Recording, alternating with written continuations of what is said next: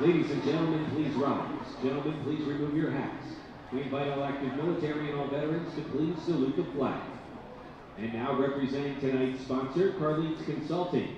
Please welcome Ava Novotny, who will perform our national anthem.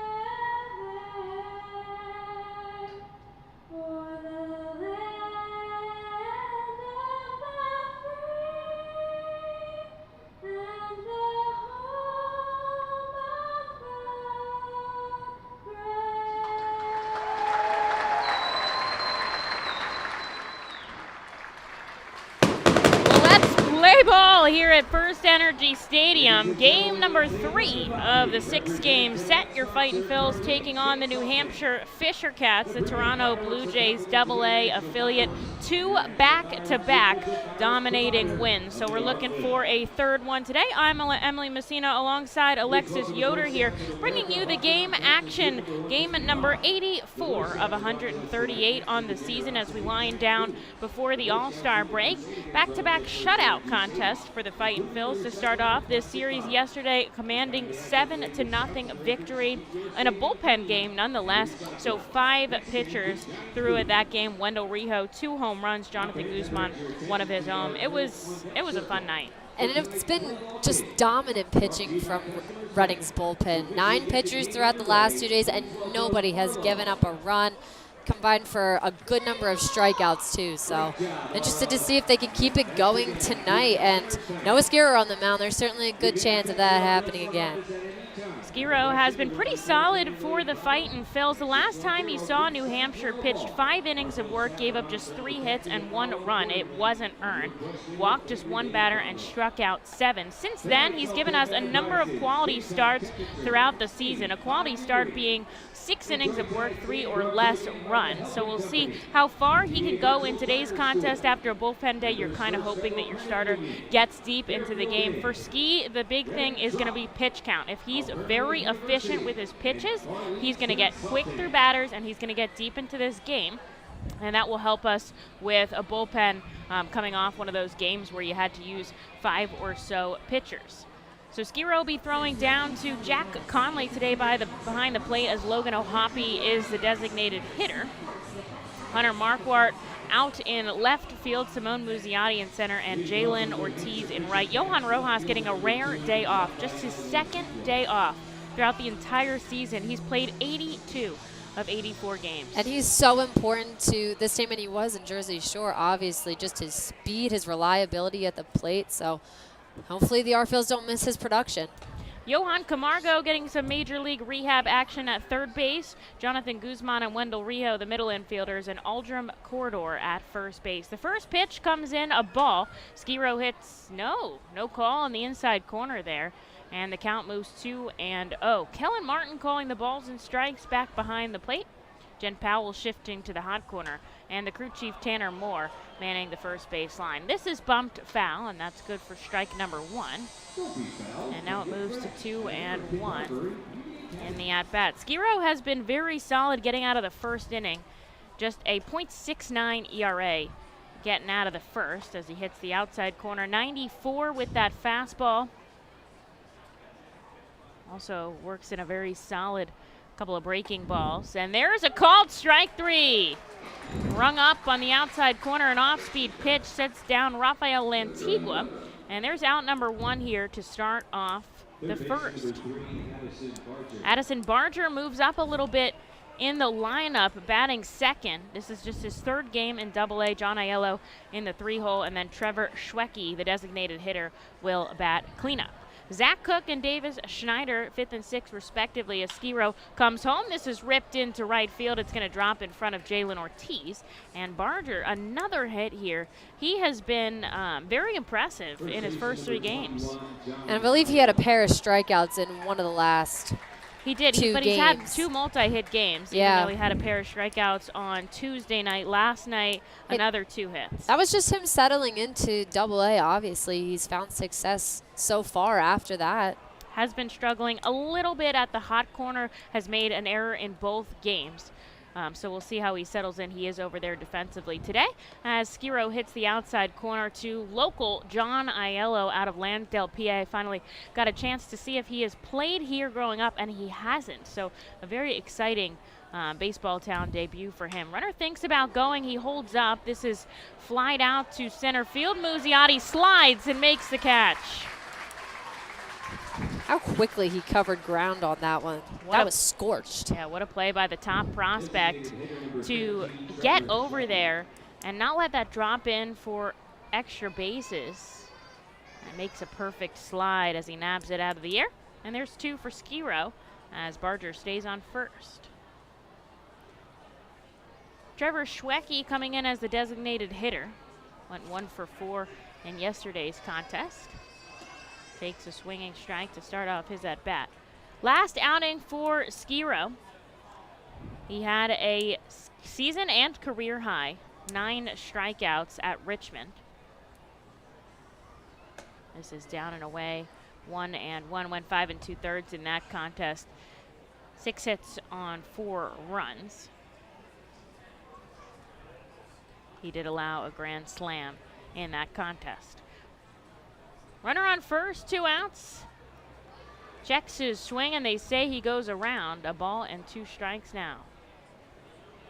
Beautiful night at FirstEnergy Stadium. I know it sounds like we've been saying this a lot, but I mean, every day just gets better. 83 degrees, 7 miles an hour, wind, sunny, but beautiful clouds popping out. Just enough shade out on the field. Runner on first. Here's the 1-2, a called strike 3. Skiro gets the punch out. And that will wrap things up in the first. He allows a hit, but gets out with leaving a runner on. So scoreless to the bottom of the first we go here at Reading, Pennsylvania. The Seidel Auto Group Deck Picnic appeals to both die-hard and casual fans with its summer picnic-like and fun tailgate atmosphere. During your picnic, you may even catch a souvenir, as the area is situated directly in prime home run territory behind the left field wall. Regular season tickets are $30 per person for groups of 20 or more, and children 4 and under are free. Visit Fightins.com/groups or call 610-370-BALL to reserve your group outing today. Golden Oaks is an award-winning high-end golf club that offers golfers a country club experience without country club prices. With 5 sets of tees, golfers of every skill level will enjoy their game. Golden Oaks has Bogey's Pub, a beautiful pro shop, driving range, and learning center that will make any visit complete. Golden Oaks Golf Club is the perfect venue for private events and golf outings. Visit us for our newly opened golf simulators, complete with its own bar area and Bogey's Pub menu items available. You can stay in our beautifully restored 1850s farmhouse and then play our award-winning championship golf course. Each room includes full amenities, cable television, and quaint rustic decor. While on the premises, visit Bogey's Pub for lunch, dinner, or a relaxing beverage. We're ready to serve you here at Golden Oaks and look forward to the 2022 season.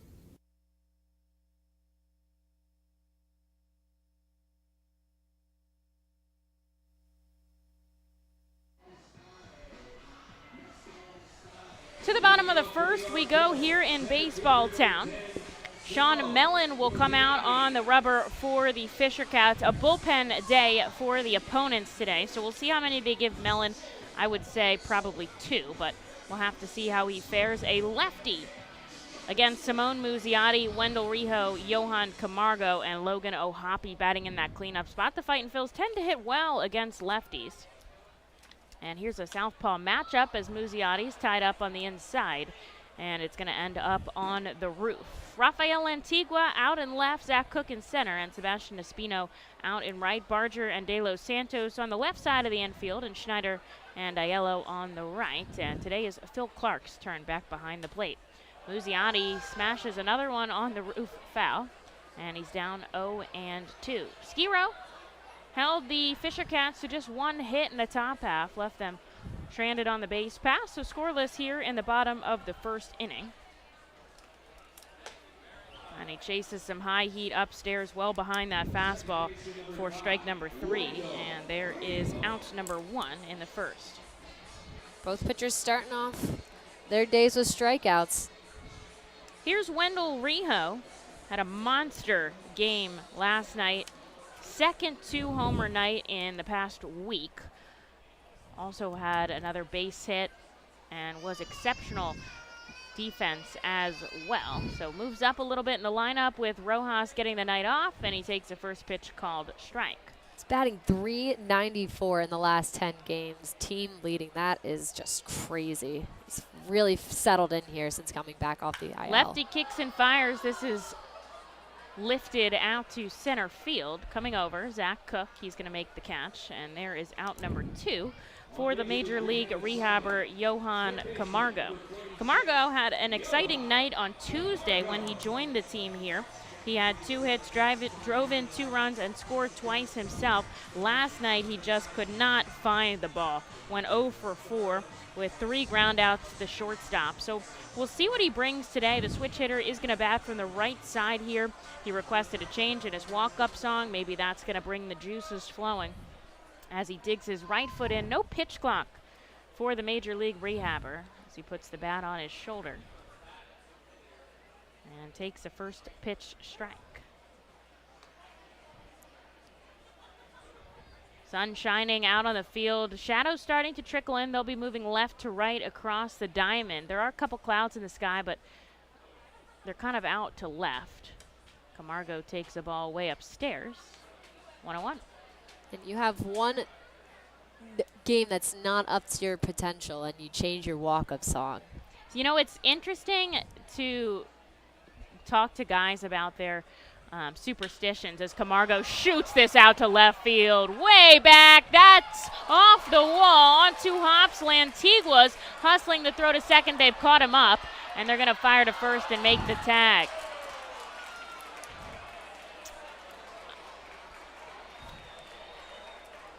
Well played by Lantigua off the wall and left. And he threw that in very sharply. And so the Fightin' Phils will go down in order, scoreless to the top of the second we go here in Baseball Town. The Reading Fightin' Phils are proud to partner with the Berks County Mental Health and Developmental Disabilities Program. I thought that was we are out. striking out the stigma in order to raise community awareness about mental illness and the prevention of suicide. With 3 simple words, are you okay? The hope is to begin a conversation to show Berks County that we care. Suicide affects and hurts everyone, but help is here, and we'll work together to help raise awareness about suicide and identify what we can do as a community to prevent it. People in need of assistance and support should call Crisis Intervention at 610-236-0530. That's 610-236-0530. Berks Immunization Coalition works to provide leadership and education in promoting age-appropriate immunization across the lifespan for all residents of Berks County. This is a coalition comprised of local physicians, nurse practitioners, school nurses, immunization coordinators, immunization advocates, and pharmaceutical representatives working to encourage continuity of immunization through medical resources.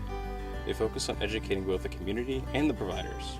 For more information, please visit www.immunizeba.org and click Local Coalitions.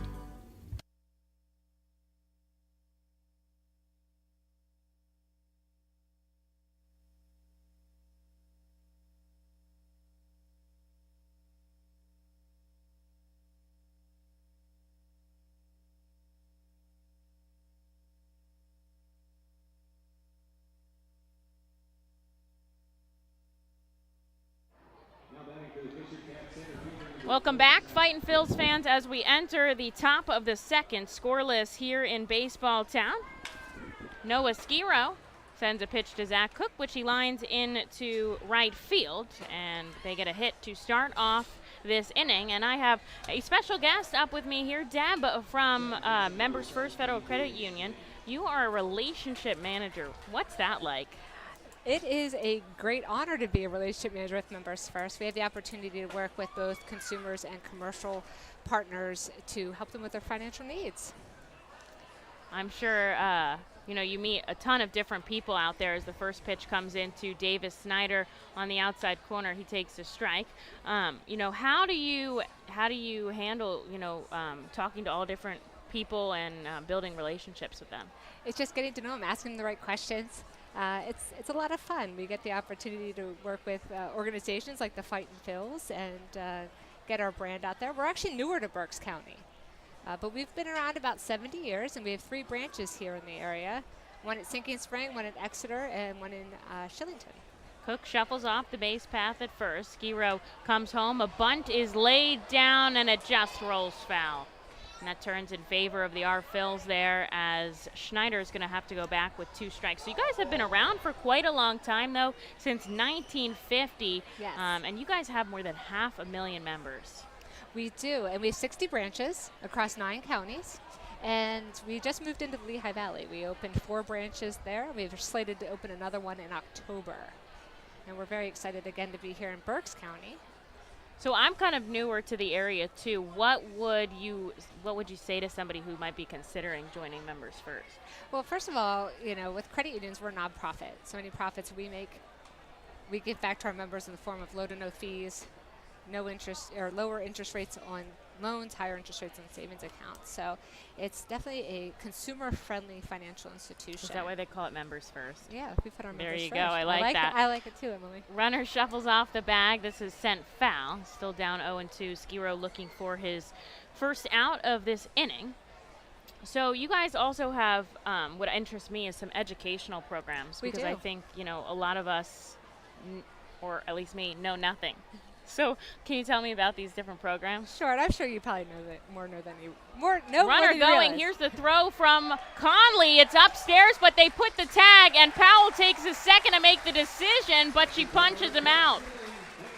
A caught stealing by Jack Conley gets the runner off the base pass. It was a ball to Schneider, but that'll be out number 1 here for Skiro, and that is Jack Conley's 3rd caught stealing of the season.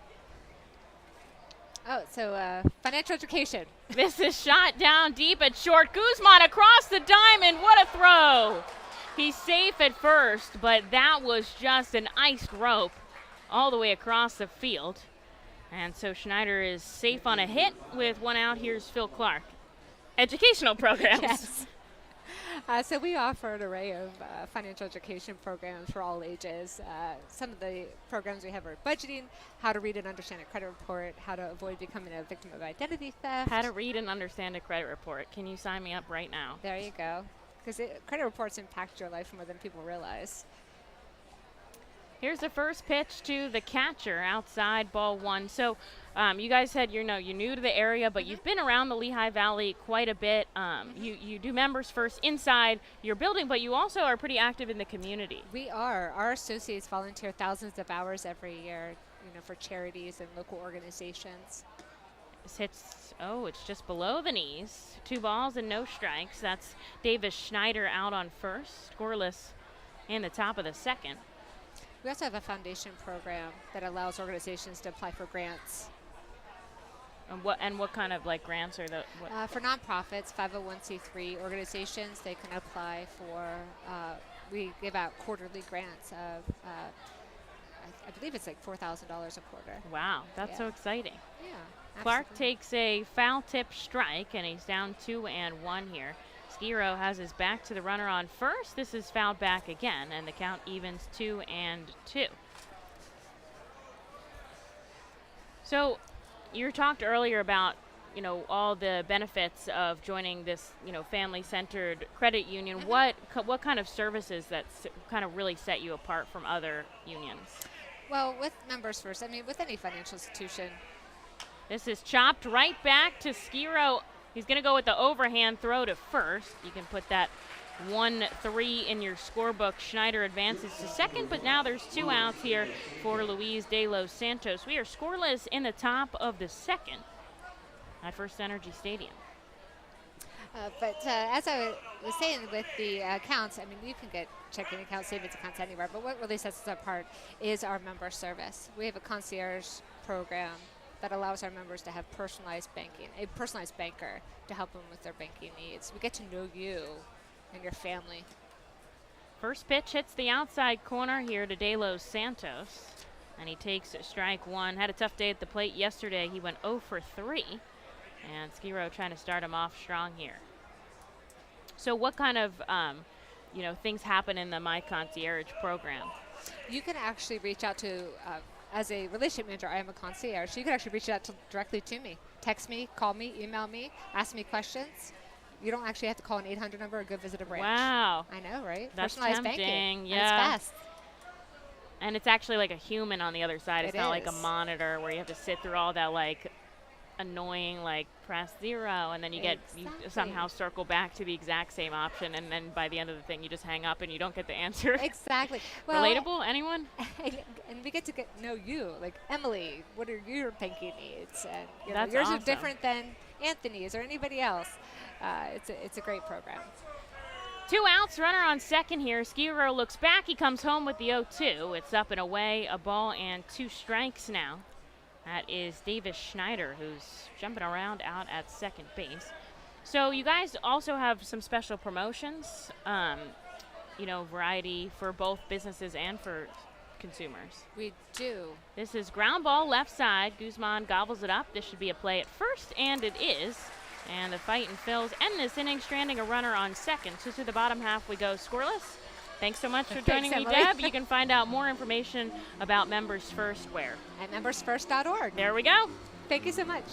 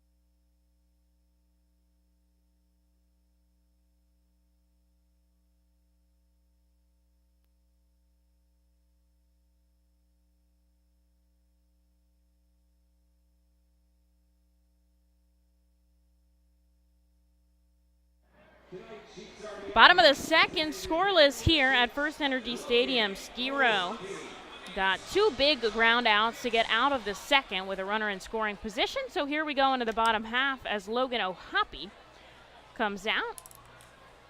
Jalen Ortiz and Aldrin Corder also due up. They give the reliever Sean Mellon another inning of work after 8 pitches. Got him out of the first.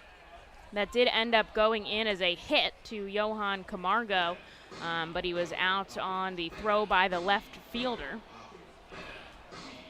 So the Fightin Phils do have 1 hit. The outfield assist going to Rafael Lantigua. Logan sends this foul, and the count moves to 1-2.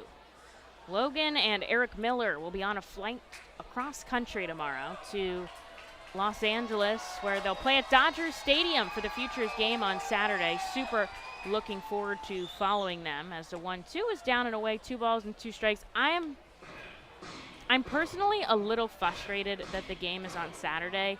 I understand. What time is the game? TV ratings and, you know what, that's a good question. TV ratings and, you know, just the way that the weekend is set up. Obviously, it's not about the Futures game. It's about the All-Stars yeah. and whatever. But it would still be nice. But the people that care about the Futures game are the minor league baseball people, as time is called and granted to Logan O'Hoppe. And so, and everybody in the minor league system plays on Saturday. So that's tough. It's a 7 o'clock game. Yeah, I'm So sure all these guys want to watch their teammates. The full count pitch is grounded sharply to De Los Santos at short. He makes the play at first. And there is out number 1 here. And that's what I'm saying. I'm just saying I feel like there should have been I'm a way. saying I'm personally frustrated. And I understand there's so much more that goes into it as somebody who works on the back end of sports like this. But you're right. It's like the players want to watch their teammates. The people that care, the minor league baseball fans that care are like tied up with other games. So I'm looking forward to watching the replay, I suppose, as the first pitch ball comes into Jalen Ortiz. But Bryson Stott went out there for us last year. He had a hit at the Colorado Rockies Park, and now he's already in the major league. So it's certainly precursor to what all these big prospects could do, and especially a stadium like Dodger Stadium is so cool. And it's going to be at Citizens Bank Park, I want to say 2026. I have to Google that and confirm. Yeah, while we find that, these guys deserve it so much, too. I mean, 2026, there we go. Wow. Yeah, Logan, even on that ground ball. 1-1 foul, 1-2. Hustled down the first baseline. He really does give it his all. He deserves this opportunity so much.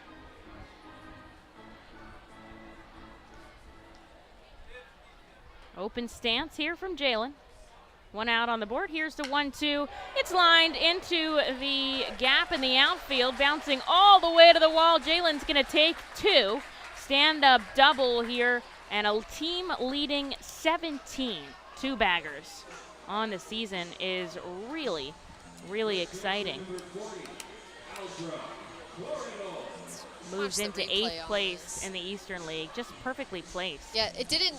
Originally, I thought it was a 1 hop off the wall, but it bounced like 2 or 3 times before it got to the wall. I think when Camargo hit it, first of all, I took a look at the replay when I went back into the other room while one of our great sponsors was on, and he definitely thought it was a home run. We thought it was a home run. I might have thought it was a home run as well. I know I did.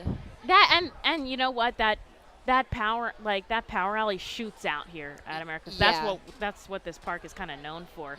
As Corridor steps in on the left side, he takes a first pitch strike and just kind of got tied up on the base paths. This is up and in. I think it really bumped down if it didn't clip him. It was close. It is a ball though, so guess it didn't hit anything. Seems okay out there as he steps back in. Ortiz shuffles off the bag out at second. The Fightin' Phils have an opportunity here with a runner in scoring position and just 1 away, trying to get on the board early if they can. And this is way outside. 2-1. When the Fightin' Phils score first at home, they are 24-5.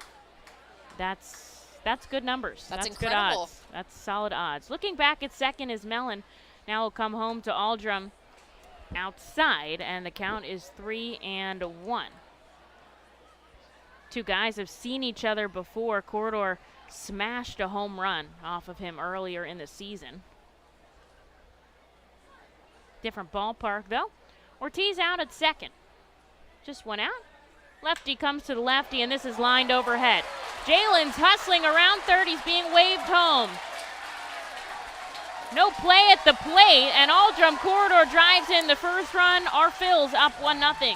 You spoke that into existence. First run of the game goes to the R Phils. And Jalen was hustling around that bag, and Sean didn't really hesitate there to wave him home. And then they didn't even make a play at the plate. They hit the cutoff man and just decided to keep it there. And Corridor pumped out at first. We'll take it. We will definitely take that. The Arphils leading here in the inning continues with Jack Conley, the catcher, up in the right side, and Aldrum Corridor out on first. I'm wondering how long they're going to give Mellon here in relief. Up to just 24 pitches, and there's no sign of action in the bullpen as the lefty sends Jack Conley a first pitch strike on the outside corner. This one is a back foot slider that misses 1-1. Both teams have 3 hits now, but the Arphils have done it well with runners in scoring position this series. You can see the sun bothering Aiello at first a little bit. He's using his glove to shade him, and that's been something that we've seen here all season. And Corridor's done a really good job over there since Josh Alchemy got called up to AAA of being really solid over there at first base, whether it's picking balls out of the dirt or going high. This is sent into foul territory down the first base side, coming over Aiello, but it's going to end up like 10 rows back. Full grandstand in nice the right field here. side. It's actually, I am first taking a big bird's eye view of this park, and we've got a crowd. Last night, 5,714 led AA, like not just the Eastern League, like AA, which is pretty exciting for a Wednesday night. Conley goes up the middle, but there to make the play is Schneider, and they go 4-6-3 to turn 2 and get out of the frame, but the Arphils strike first. Aldrum Corridor and RBI single, and Reading leads 1-0. To the top of the third we go here in Baseball Town. When the Reading Fightin' Phils get hungry, we turn to our team feed partners. Special thanks to Wild Missing Family Restaurant and Bakery, Squawk Cafe, Collegeville Italian Bakery Pizzeria, Jimmy G's Railroad House, Mimo's Italian Restaurant and Pizzeria, Jersey Mike's Subs, Klinger's Uncle Sonia, and Subway for making sure the Fightin' Phils front office is never hungry on game day. Our staff enjoys delicious meals from our team feed partners, but don't take our word for it. Find out for yourself today. The Reading Fightin' Phils birthday party package is the best way to celebrate a birthday. Whether you are a youngster or an adult, there is no better birthday than a Fightin's birthday. The Fightin's Fan Birthday Package is customizable for fans of any age and starts at just $120. Base packages include 10 general admission tickets to a Fightin's home game, an autographed baseball, and a VIP reserved parking spot. Fans can also add a wide variety of experiences and options to make sure your favorite Fightin's fan's birthday is a grand slam. To enjoy a perfectly crafted 1893 from the makers of Pepsi Cola, you must first appreciate its carefully selected ingredients. A dash of cola nut extract, a hint of real sugar, a splash of sparkling water, and a generous amount of attractive spokesperson. Trust me, I'm gorgeous. Cheers to 1893 boldly blended colas, a delicious balancing act of premium ingredients from the makers of Pepsi Cola.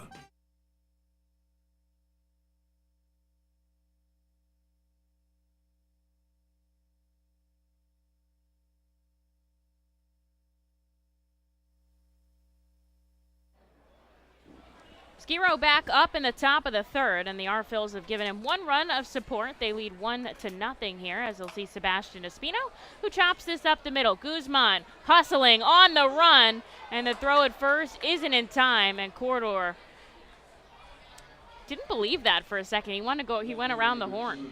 He's been frustrated a little bit over there lately this series. I mean, that's the second play of this game alone that's been the bang very has close, not gone in favor of the Fightin' Phils to this say season. the least. And the other night too, when Wendell Rijo fired over to Corridor, and could have ended the game there for the Arphils, but it was a called safe on another bang play. Here's Rafael Lantigua as they go back to the top of the order. 4th hit of the game for the Fisher Cats. They'll have a runner on first and nobody out. Lantigua struck out looking his first time up. He takes a ball to start off his at-bat. Playing in at third is Camargo. This is poked down deep to right. Jalen on the run back, and it sails quietly over the fence. And that breaks the shutout. But I believe we break New Hampshire's record, which was 20 consecutive innings without a run, and they went 20 and they went exactly 20. The Arphils fall just shy of their shutout record, which was 23 2/3, and they end up with 20 consecutive innings without allowing a run across, which is still freakish almost. That's insane. And you just make one bad pitch that you didn't like, and suddenly it's over the wall. That doesn't discount what Skiro's done so far. Just 2 runs across the board on Lantigua's shot to right field. Just his second home run of the season, but he's had 26 doubles.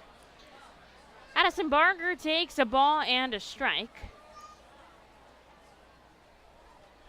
Looking for out number 1 here. He misses outside 2-1. But if there's any good signs, the Arphils' bats have been clicking so far this series. Put up a ton of runs in these last 2 games. This is lined into center field. Muzziotti is going to see it drop in front of him. Tosses it in. That's 3 consecutive hits for the Fisher Cats. This is about the most offense they've had this entire series here.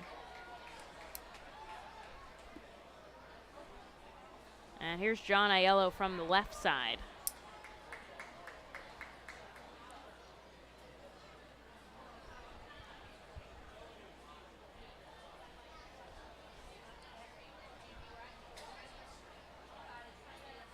Aiello flew out to center field his first time up. Skiro still looking for out number 1. It's a shot well to center. Muzziotti races over. He makes the catch. And there's the out number 1 we were looking for, as Trevor Schwecke comes up with a runner on first. The Phillies have tonight off. They're going to be playing in Miami the next few evenings. Lehigh Valley out at Charlotte. They are scoreless heading into the bottom of the second. They're on the road this week. Jersey Shore playing at Aberdeen. They're in the top of the 4th, down by 2. When was their doubleheader supposed Their to be? doubleheader was today. Oh, okay. Well, so they've already played a game. This is game or 1. This is game 1? This is game 1. Late start. They probably Wow. got started at like 6 or something. Check that in the box score. First pitch ball, second one, a called strike. That makes it 1-1 with 1 out on the board here. They were postponed on Tuesday night because wind knocked down the right field wall out in Aberdeen. This hits the inside corner, 1-2, and luckily they were able to get back in the saddle. Good. Oh, now it's clearing. Okay, so I just had bad internet there. They won the first game 6-3. Chased by Schwecke in the dirt, and that is a huge strikeout for Noah Skiro. That is strikeout number 3 here, but out number 2 in the 3rd with a runner on first. Here is Zach Cook. So they ended up winning that first game 6-3. Completion of games. Last night they were suspended due to rain. Man, that is a mess out in Aberdeen. Just postpone the whole series. The series postpone the whole is series. tough. But Jersey Shore took a win, so we don't want to eclipse that. That's pretty exciting.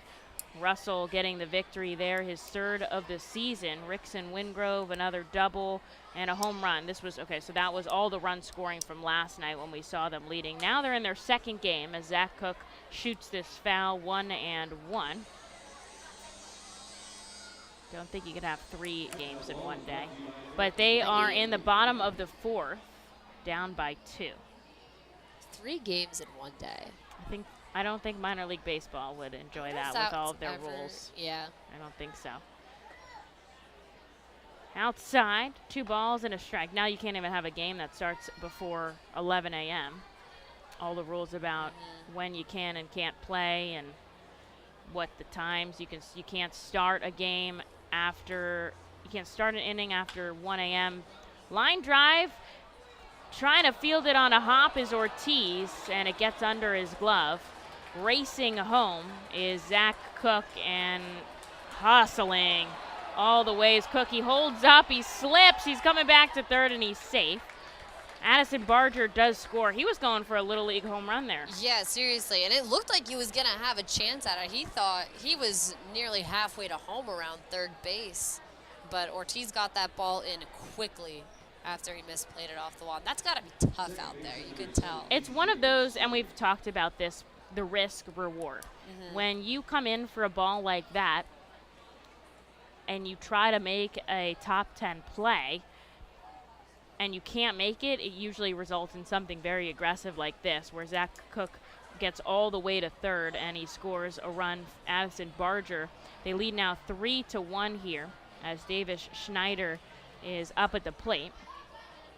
The reward is that you make an outstanding play and you end the inning there, which we've seen him which do we've before. seen him do, and he's very talented out in right field. Schneider takes a big hack, down 0-1.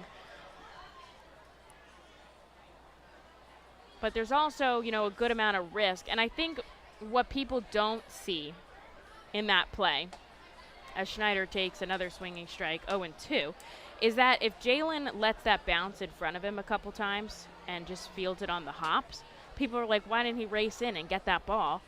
And then you make a play like this where it gets behind you, and they're like, why didn't you let it just drop? And it's like, there's the evils here. Yeah, This is how the game works. I mean, and we've seen Muzziotti so far today take them off of right. He played the one in hops, front of him he's dealing with instead, the center and then, you know, so you allow a hit, or it gets past you and you allow a run to come all the way to third. This is playable for Jalen. He makes the catch in right, and that will end the inning. 3 runs due across on 4 hits for the Fisher Cats, and now they lead by 2 as we go into the bottom of the third. We're going to take a break, regroup, and be right back here in Baseball Town.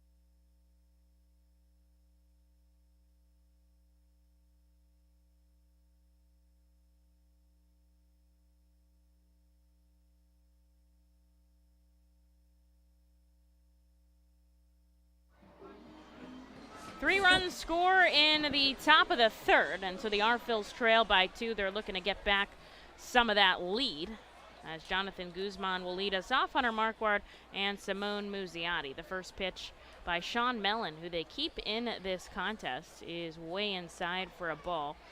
Mellon, 28 pitches so far. Skiro gave up a home run to Rafael Lantigua.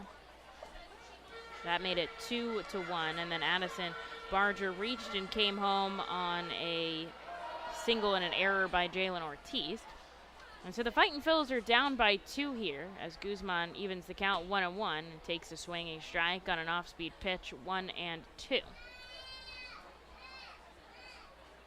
Still early in this game. I mean, we're only in the bottom of the third. Lots of baseball left to play. A lot has happened, too. So it's certainly been way more eventful than the past 2 nights. Although I will say, last night, Logan O'Hoppe behind the plate making that double play. That was the bunt awesome. pop-up was fun. That was awesome. Bunt pop-up double play.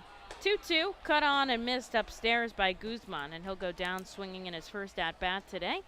And here's Hunter Marquardt for the first time this series.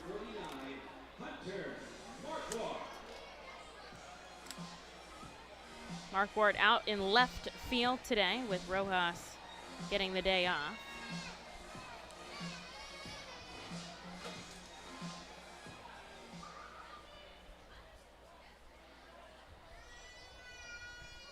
Shadows starting to trickle from left to right.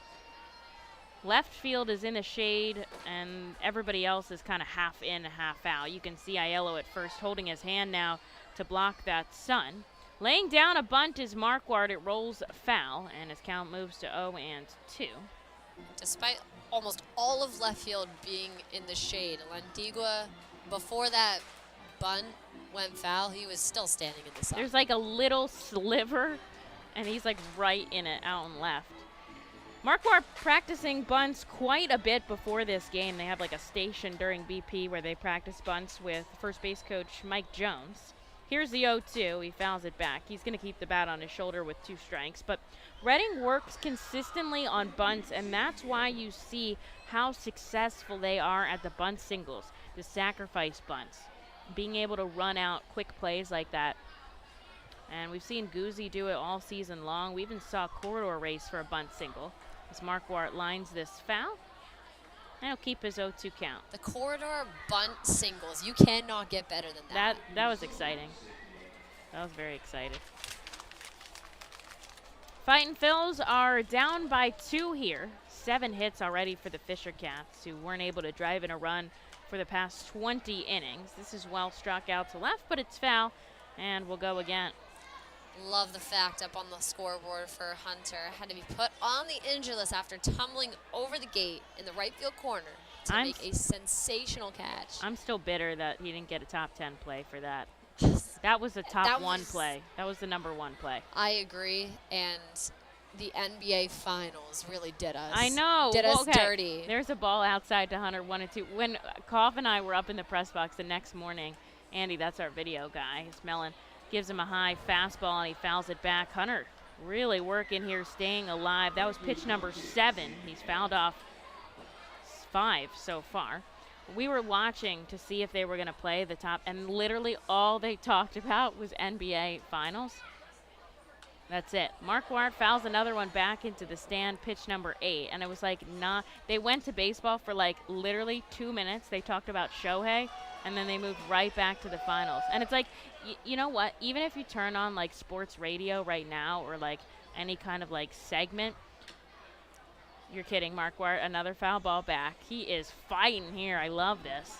If you put on any talk show, anything whatsoever, they talk about basketball and hockey and whatever forever, and it's like baseball is literally the only professional sport going on right now.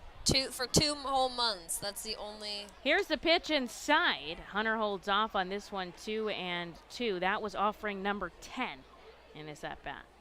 I'm looking up right now. I remember one of my friends that works at the MLB Network or at ESPN said that the Altoona curve was on SportsCenter. Here's the top 2-2. 10. Ground ball up the middle. Mellon plays it, sends it over to first, and he just beats out Hunter. After all that, what a fight, though. That was awesome. An 11-pitch at-bat. Trying to find this right now. Took Mellon deep. That was 44 pitches for him now. Yeah. That's kind of like and a still whole, that could be a whole up. inning of work. That at-bat by Hunter Marquardt could have been a whole inning of work. Yeah, I'm trying to find this right now. I remember one of my friends texting in a group message about the Altoona curve being on SportsCenter top 10. I think there was a minor league team on the other day. This has popped up down the left field line. Lantigua coming in foul territory, and he makes the catch on Muzziotti. The Fightin' Phils go down in order here. They trail by 2 to the top of the 4th. We go here in Baseball Town. Nursing home neglect is a serious problem. If you or a loved one has suffered from bed sores obtained in a nursing home or a fall down in a nursing home resulting in a fracture, our friends at Swartz Culleton can help. Call the attorneys at Swartz Culleton for a free consultation. Their phone number is 1-800-JUSTICE. That's 1-800-587-8423. Once again, call 1-800-JUSTICE today. Swartz Culleton is a proud sponsor of the Reading Fightin' Phils. The Reading Fightin' Phils are proud to partner with Humane Pennsylvania throughout the 2022 season. Humane Pennsylvania is the region's premier leader in animal welfare and empowers the people in our communities to increase their capacity to care for animals so that all animals are healthy, safe, and treated humanely. Humane Pennsylvania is proud to be a Fiesta Friday and Bark in the Park sponsor. Learn more about Humane Pennsylvania and how you can help build the best community for animals anywhere by visiting humanepa.org. This is the Crazy Hot Dog Vendor coming to you from the radio booth. When I need to get somewhere in a hurry and the ostrich isn't cutting it, I hop on my Harley Davidson from Classic Harley Davidson. It's your one-stop shop for all your Harley needs. They have everything you need from boots, jackets, t-shirts, gloves, mugs, and oh yeah, they have a great selection of bikes too, which are almost as good on gas as an ostrich. Go to Classic Harley Davidson for everything Harley Davidson, and I'll see you at Harley Night.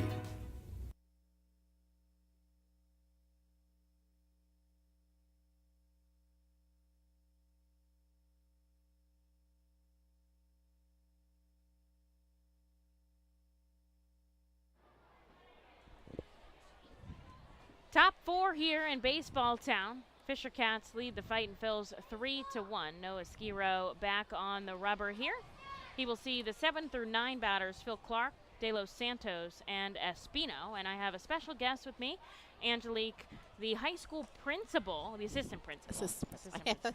One of them. At PA Virtual Charter School. Give us the deets. What's it like being an assistant principal? This is well struck out to center field. Muzziotti racing over, and he makes the catch just in front of the warning track. And Skiro, very efficient there, gets one out. It's pretty cool. I really enjoy our school. I really enjoy the students, working with the team. It's a wonderful place to work, and it's one of the best schools in Pennsylvania as far as I'm concerned. That's awesome. So PA Virtual Charter School, they kind of, what I think is cool about it is they kind of cater to the individual student's needs. Yes. Kind of taking care whether you want to do a really structured program, where you want to do kind of more on your own. Right. You guys have, a program that kind of works for everybody. In addition to that, you've got another virtual summer camp program. We do. That's coming up. That is free. Everyone's favorite word. All free, yes. And we offer it to anybody, even other students in the area and things of that nature. So it's just fun. It's just fun things you learn to do. You create things. We go to the zoo. It's wonderful. 2 balls and a strike here from Skiro. He deals. This is chopped back to the pitcher. Jack Conley's going to look to field it, and he can't get it in his hand. They keep it and hold on to it, and so reaching out at first is De Los Santos. Here's Sebastian Espino, who had a hit to start off the last inning. Fisher Cats lead 3-1 here, top of the fourth. Still plenty of baseball left to go.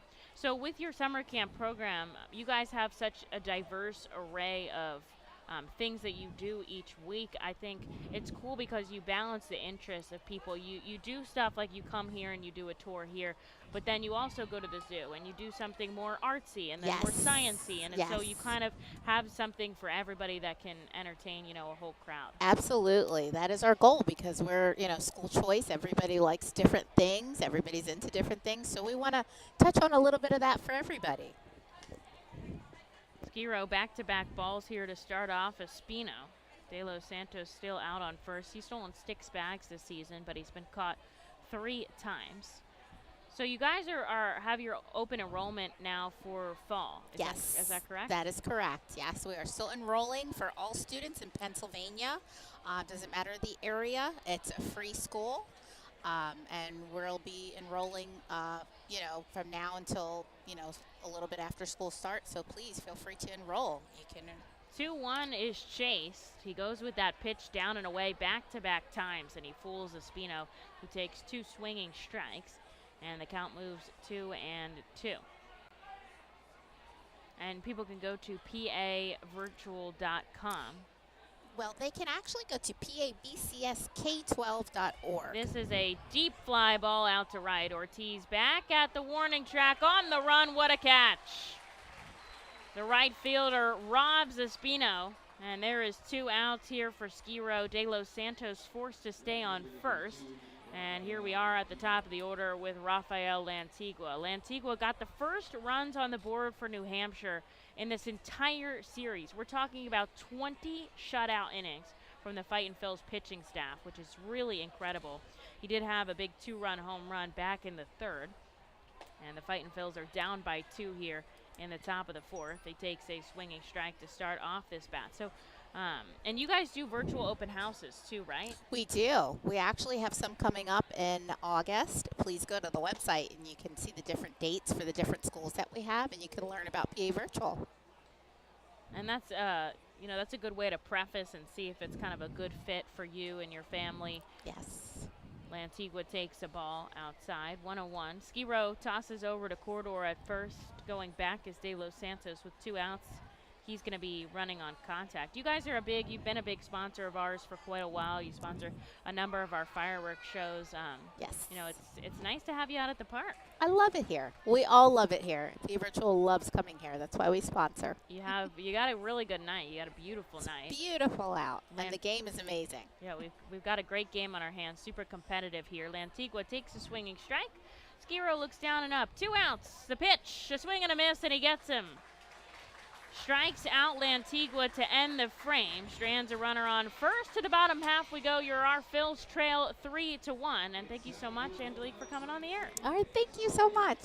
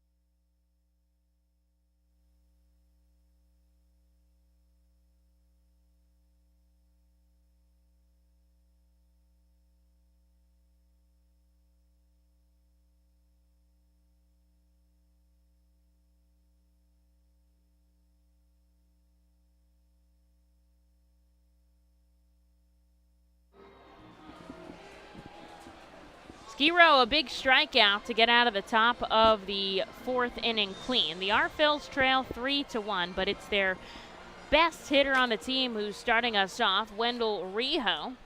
Johan Camargo and Logan O'Hoppe, the heart of the order here.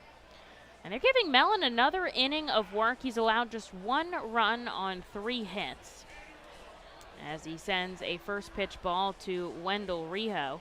45 pitches under his belt after an 11-pitch at-bat to Hunter Marquardt.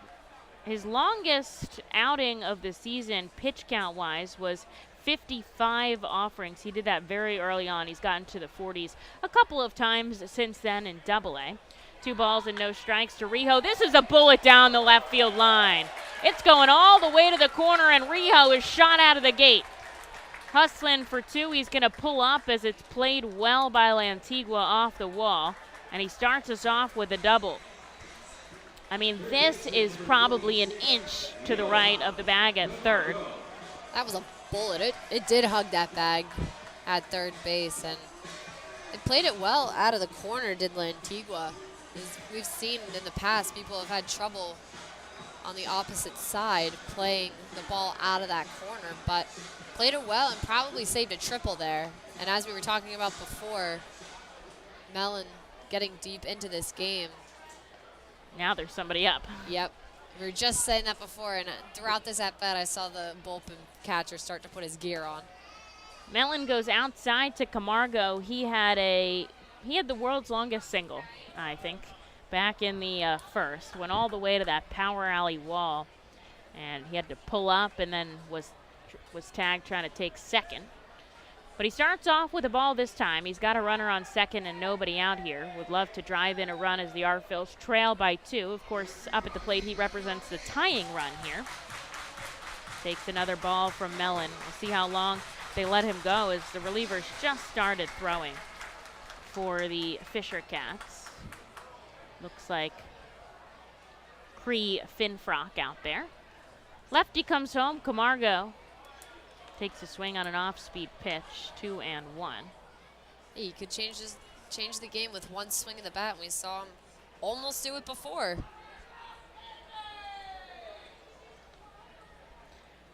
Mellon has a couple words with the umpire there.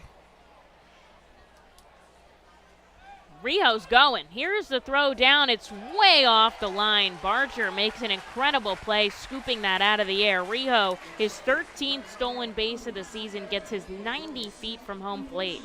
And that nearly went into left field, kind of like Rijo's double did a couple moments ago. That was a good scoop by Barger, because if it had gone to left field, you know Rijo would have been racing home. He would have been there easily since Lantigua was playing way over to the right. 2 balls and 2 strikes here. Camargo bloops this foul, and we'll get to go again. Now, really anything in play is a good opportunity for Rijo to come home. He's pretty speedy, obviously. 13 stolen bases on the season, quite a number of extra base hits, 15. And he's going to be hustling home here. No outs, though, for the Fightin' Phils. A 2-2 count. Mellon deals. Camargo. Line drive over the head of Schneider. Thought about 2. He's going to pull up this time, but an RBI single scores Rijo, and the Fightin' Phils trail by 1. Good choice by Camargo to stay at first base, because that was a well played out in the right center gap. And don't risk the out here. You have a chance to perhaps tie this game, take the lead. Here's Logan O'Hoppe on the right side, and Cesar Martin has seen enough out of Mellon. They're going to take him out of the game with 54 pitches under his belt. He'll be responsible for Camargo out at first. And we'll take a break, allowing the reliever to warm up here. Stuck in the bottom of the 4th in a very good way, down by 1.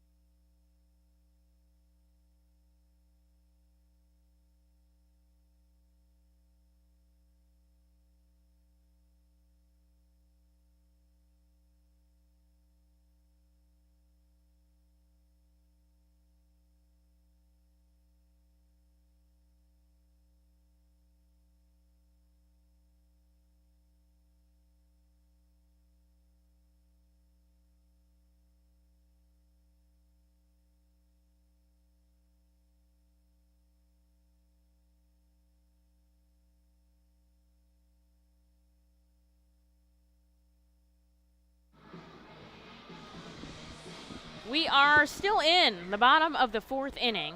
Johan Camargo plated Wendell Rijo, and we're down 3-2 here. Camargo out on first. O'Hoppe up at the plate. Nobody out for Cree Finfrock. Finfrock replaces Mellon here, who leaves with a runner on first. And a first pitch comes out to Logan O'Hoppe. O'Hoppe, the designated hitter and the cleanup hitter in this spot, represents the go-ahead run. Camargo, the tying run at first, down by just 1 here. Go from a lefty to the righty, Finfrock. He misses way outside. He's got some heat on that ball, 93, but it's 2-0. Fightin' Phils have 2 home runs on this pitcher. Unfortunately, neither of them are on the active roster right now. Vito Friscia, who's playing for Team Italy in the Netherlands, and Josh Akami, who's with Lehigh Valley, as Ohapi takes a pitch way inside. 3-0. But Jalen Ortiz had a double off him, and a couple other guys recorded a hit the last time we saw them. But a chance to do some damage here. At the very least, tie it up. Down by just 1 in the bottom of the 4th. Here's the 3-0. It clips the outside corner. 3-1 here. Finn Frock out of South Carolina. 26 years old. He saw time in AA last season.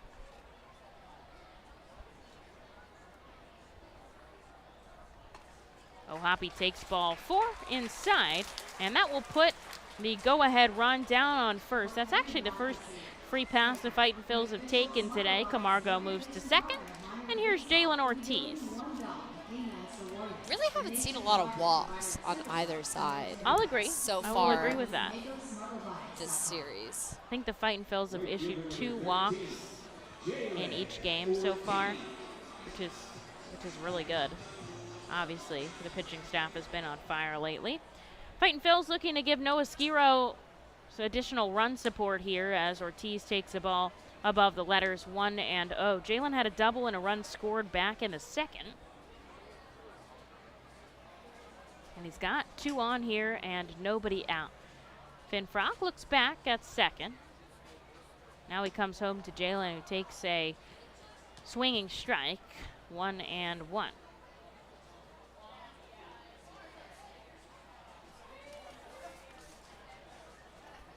Finn Frock standing tall. He'll come in and go straight out of the stretch here. You have Camargo on second and Ohapi on first. Here's a 1-1 Ortiz. A moonshot out to center field. Cook racing back. He'll make the catch. And Camargo is not going to move over. So it's just a deep fly ball out to center field. And there's out number 1. Well struck, though. Man. Logan was the halfway Fightin' to Phils second. they're just holding up for Reading, and they're not for New Hampshire today. And that is not what the home park is supposed to do for you. America's Classic Ballpark. Hitters Park. Play for your team. Now he'll see Aldrum Corridor from the left side. Corridor had an RBI single his last time up, scored the Fightin's first run of the game. He takes the ball at the knees. First lefty that Finn Frock is going to see here, with 2 runners on and just 1 out. Finn Frock appeared in 24 games this season with a 6.48 ERA. Aldrum chased that off-speed pitch, looking for a heater there. 1-1. Finn Frock has inherited 21 runners this season. He's only allowed 8 to cross, so it makes sense why he's the guy called upon in this situation.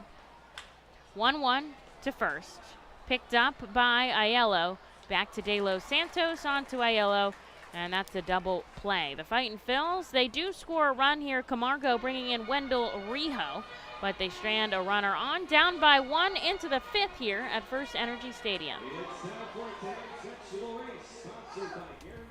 White Star Tours and Travel Centers offers the R Phils fan road trip again this season. It's your chance to hit the road with other R Phils fans, see an R Phils road game, meet with an R Phils player, and see 2 Philadelphia Phillies road games.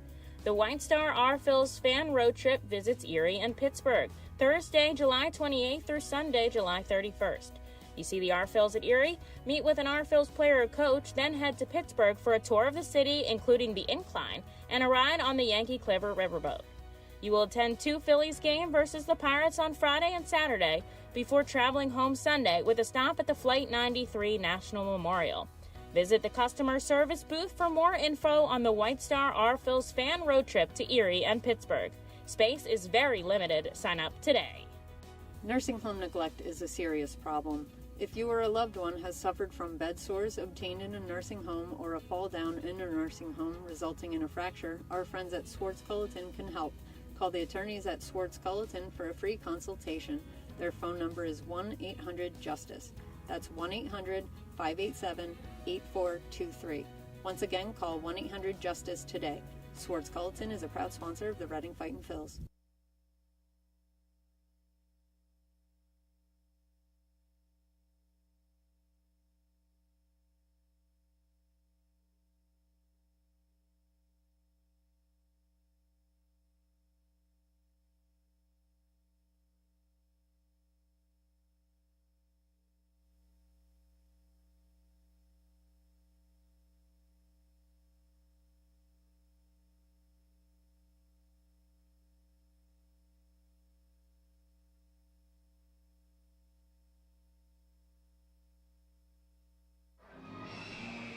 To the fifth we go here in Baseball Town. Your Phils plated a run in the bottom of the fourth, so they trail by just one. And Noah Skiro looking to keep it that way. He'll see the heart of their order, though, Barger, Aiello, and Schwecke. And Skiro, despite allowing a couple of hits in that home run to Lantigua, is still pretty solid on his pitch count, just 63 offerings here. Barger has already had 2 hits in this contest. He takes the first pitch strike on the outside corner.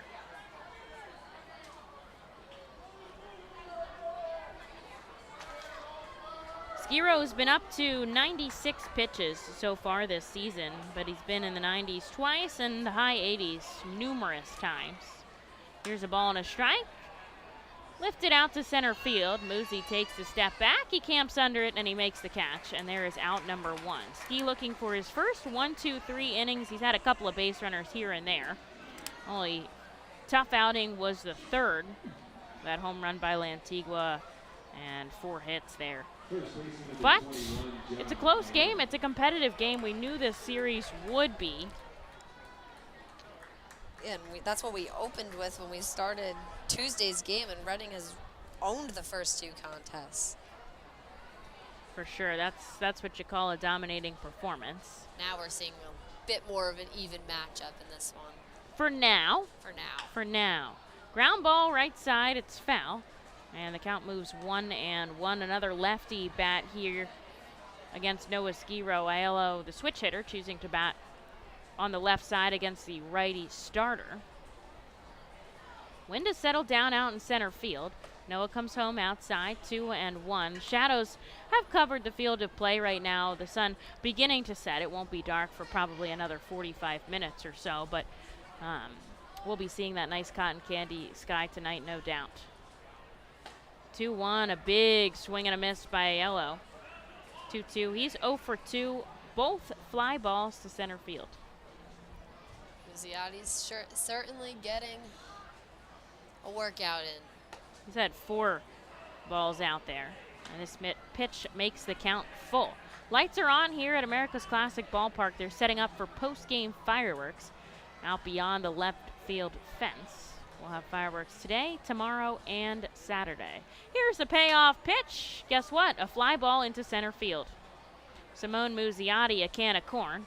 And there is out number 2. That's his 5th ball out there. And here's Trevor Schwecke, who's got a pair of strikeouts against Skiro. He's looking for his first 1-2-3 frame.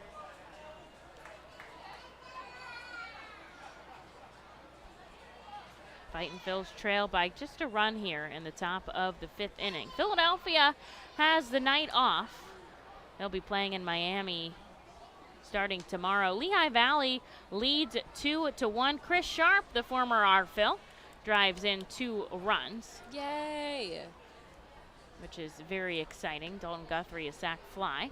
Glad to see him do well. Definitely. Loved him while he was here. First pitch ball to Schwecke, 2 outs on the board. His dog is adorable. George. 1-0 inside, 2-0. Jersey Shore took the first game of their doubleheader. They are trailing 5-0 to Aberdeen here. I think this is just going to be a 7-inning contest. Kyle Goglowski on the mound for the Blue Claws. Speaking of Jersey Shore, every player we've gotten here. This is taken out to center field. Muziati racing over at the wall. He makes the catch right into that unique snack sign, but he keeps it in the glove. All 3 outs to Simone in center. 1-2-3 inning for Mr. Simone Muziati. Noah Skiro gets out of it quickly, and onto the bottom half we go, down by just 1 run. Max of West Reading is a safe, easy, proven, and affordable alternative to a complicated and expensive asphalt roof replacement. Roof Max's revolutionary new technology uses natural, plant-based bio-oil to restore shingles' flexibility and instantly add 5 years of life to a roof. And treatment is around 20% of the cost of a complete roof replacement. From homes to commercial complexes, Roof Max of West Reading can help. Visit GetRoofMax.com or call 610-717-3949 for more information. ROG Orthodontics is the proud official partner of the ROG Orthodontics Fightin' Phil's Kids Club. Join today at Fightins.com to get your free ROG Orthodontics Kids Club t-shirt and visit FantasticSmiles.com for more information on why ROG Orthodontics is voted #1 in Berks and Monco. ROG Orthodontics and the Fightin' Phils, two great hometown partners. Cornwall Manor is an active senior living community on the 190-acre wooded campus in Cornwall, Lebanon County. The community offers independence and opportunities for wellness and fitness, as well as educational and musical programs, and the peace of mind of having convenient health care on site. Cornwall Manor offers a range of residential choices from apartments to homes. Prospective residents are welcome to visit us for lunch and have a chance to learn more about the community. More information is available online at cornwallmanor.org. Cornwall Manor, celebrating over 70 years of senior living.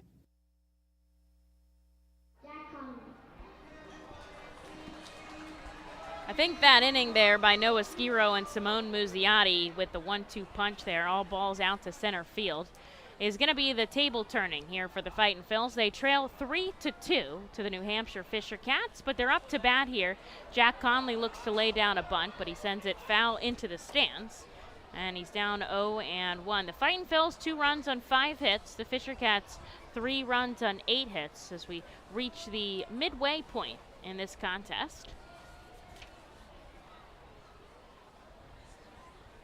Conley takes the ball outside. So if you've been tuning in this entire game, earlier Alexis and I were talking about SportsCenter top 10 plays. We were talking about the fact that Hunter Marquardt was robbed of one, laying out his body on the line earlier this season.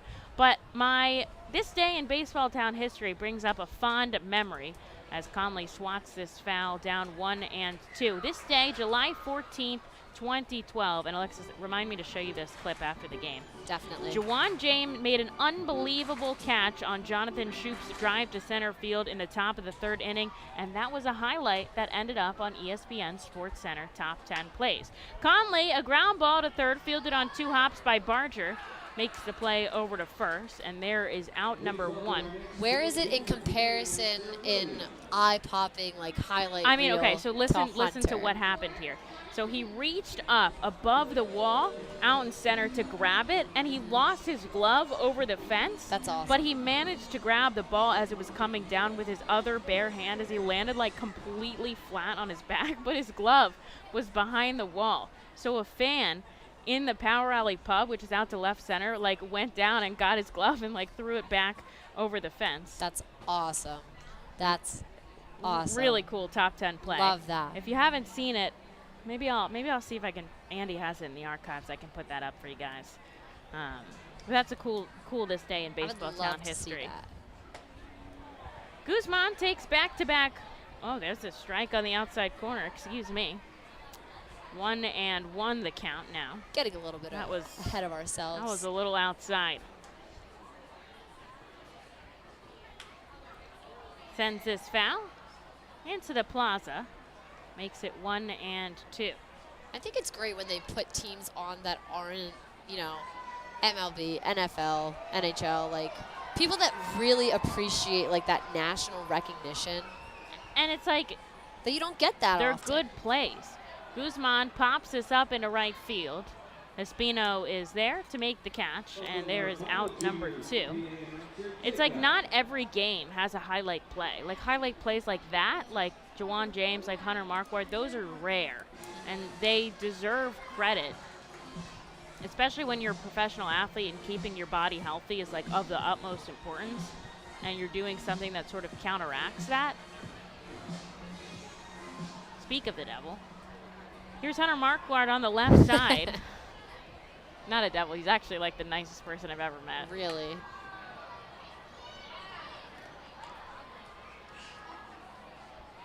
little bit sad this week as his best friend got called up to AAA. Happy for him, of course, but sad that won't see him for a little bit. Takes back-to-back balls outside. I just got a text from our assistant GM about that play because I obviously wasn't here for that. He was here. He said the fan used, this is so Reading. The fan used a trampoline that was outside the pub that was there from the Home Run Derby prior that week because we hosted the Home Run Derby in 2012. He used a trampoline to get back behind the wall to get the glove and come back over. God, minor league baseball is so fun. Even if it wasn't 3-0 there, outside to Marquardt, and he jogs down to first with 2 outs. Even if it wasn't there for a specific purpose, like if it was just there, I would believe it. Right. That's just so on brand. There's an ostrich pen out beyond the center field wall. So, yeah, Sure, things you like see it up there. like that are, Thanks, Hoff, for the extra color commentary. Here's Simone Muzziotti. We're back to the top of the order with Marquardt, the tying run out on first. So Fightin Phils trail 3-2 in the bottom of the 5th inning. Hunter thought about going there. He's got the speed. He definitely does. He stole his first bag of the season out in Richmond. Shuffles off the bag at first. Muzzy took a ball there. There's 2 outs in the bottom of the 5th. Righty on lefty matchup. Finfrock goes over to first. Hunter dives back in time. Finfrock up to 24 offerings, and they've already got somebody out warming in the pen for him.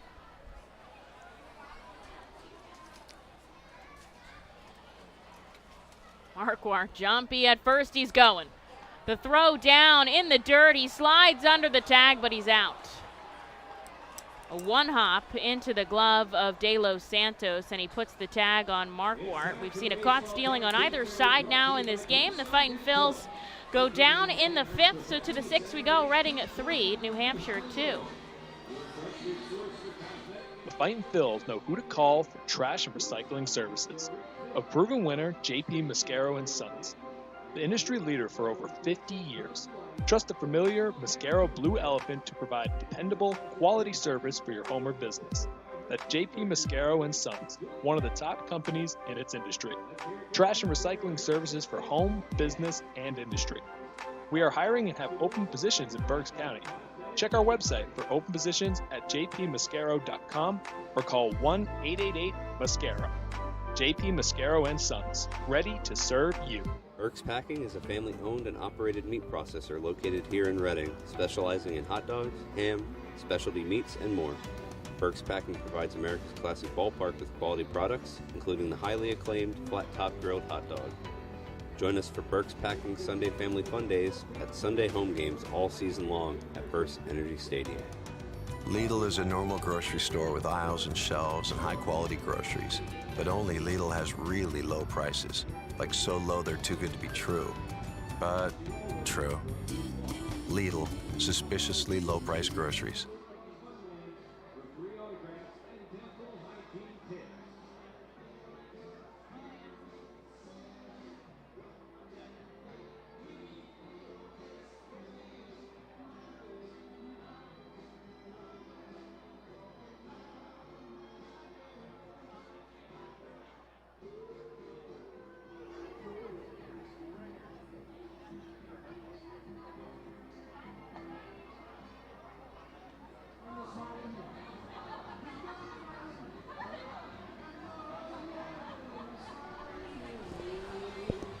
To the 6th we go here in Baseball Town. The R Phils trail 3-2 to the New Hampshire Fisher Cats.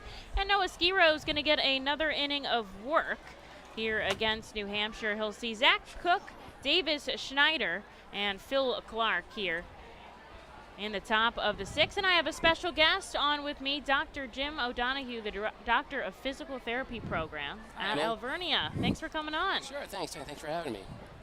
Cook takes the first pitch, a ball. He's 2 for 2 today. Doctor, that must be cool. Is it as cool as it sounds like to be a doctor? Like, is it cool? Yeah, it's pretty cool. It's pretty cool. I mean, I know you had to do like thousands of hours of studying and like. Yeah, it's an advanced degree. It's you know, we're doctors of physical therapy. It's not quite, you know, it's a little different than being a physician and a medical doctor or a doctor of osteopathy, but here's the 2-0. This hits the strike zone 2-1. So what can you explain to me specifically, like what this program, what kind of jobs you can get out of this program? What is physical therapy? Sure. This pitch hits the strike zone 2-2 on Zach Cook. So physical therapists work, and we're in the branch of rehabilitation medicine. Swing and a miss. Skiro ties him up on the inside, and there is out number 1 to start off this frame. Here's Davis Schneider. And we work in a lot of various areas within medicine. So we work in with patients that have had neurologic problems, orthopedic or musculoskeletal, bone joint, muscle injuries. We work with people with cardiopulmonary problems. First pitch above the letters. As well as in wound care, actually, as well, which is an odd area to think of a physical therapist working in, but it's a big branch of physical therapy. So to specifically about the program, sure. Oh. What kind of, how many years does that take? Sure. This is a really impressive program at Alvernia. Yeah, we're pretty proud of it. 2-0 is Chase, 2-1. So it's a 3-year program. Students come in. It's a postgraduate program, so it's a doctoral level program. Students come into us after either a 4-year degree. Some of our students come. This hits the outside corner. 2 balls and 2 strikes. Skiro still rolling here with 1 out in the top of the 6th, down by 1. Yeah, so some of our students come to us through what we call a 3+3 program. This is struck down the left field line foul. We'll go again with the 2-2 count. And those would be students that they do their first 3 years at Alvernia, they meet a certain GPA requirement, and then they enter our program for those 3 years during their senior year. Okay, that's awesome. Yeah, it's a great program. We're really proud of it. It's really grown over the years. Shot out to left center field. Racing back is Marquardt. He'll play it off the wall on 2 hops. A stand-up double for Davis Schneider. Puts a runner on second with 1 out for Phil Clark. So the program, how many years has it been around? How long have you been around with it? Sure. So the program started in 2015. Okay. It was initially the vision of Chris Wise, who's our program director, as well as another woman, Dolores Bertotti, and Robin Zappin, who first got the program started. We had our first class enter in 2015. They graduated in 2018. And so we're proud to say that we've just graduated our 5th class from Alvernia. That's very exciting. Phil Clark takes the ball in the dirt to start off his at-bat. 1-0 with Schneider out on second. 1 out here in the top of the 6th. The Phils trail 3-2. So the program's been around now a couple of years. How would you say it's kind of developed? Well, I think it's developing well. You know, we've seen some changes within physical therapy and physical therapy curriculum, so we've made some changes to try to upgrade. This pitch is upstairs, 2-0. So you guys kind of adapt with the world. We have to, yeah. So there's a number of different things we look at. We look at what's happening in the profession, what's happening within different curriculum, different needs of the physical therapist, and then we adapt our program to that. We also have some accreditation standards that we have to meet as well. Here's the 2-0 outside, 3-0. And we've been accredited since 2018, so that's a pretty high bar. Physical therapy programs have a very high bar to meet as far as accreditation goes. It's one of the tougher ones out there, actually. What does that exactly mean? So, Skiro hits the corner, 3-1. Caught looking there was Phil Clark. So medical programs of any sort have an accreditation standard that they have to meet. So we are accredited by the Commission on Accreditation of Physical Therapy Education. This is in the dirt. It's ball 4, and that is going to walk Phil Clark down to first. Schneider remains on second. This does set Noah up here for the double play with just 1 out on the board. He'll see Luis De Los Santos. The Phils trail 3-2 here, and Ski's looking to keep it that way. Jack's going to come out and give him a little chat here very quick. They're already back behind the plate, and now we're going to see manager Sean Williams warming up in the bullpen. Is Tyler McKay out there. The entire infield's coming in. We'll have to see if Sean points. He does. So we're going to take a call to the bullpen here. stuck in the top of the 6th, down by 1 in Baseball Town.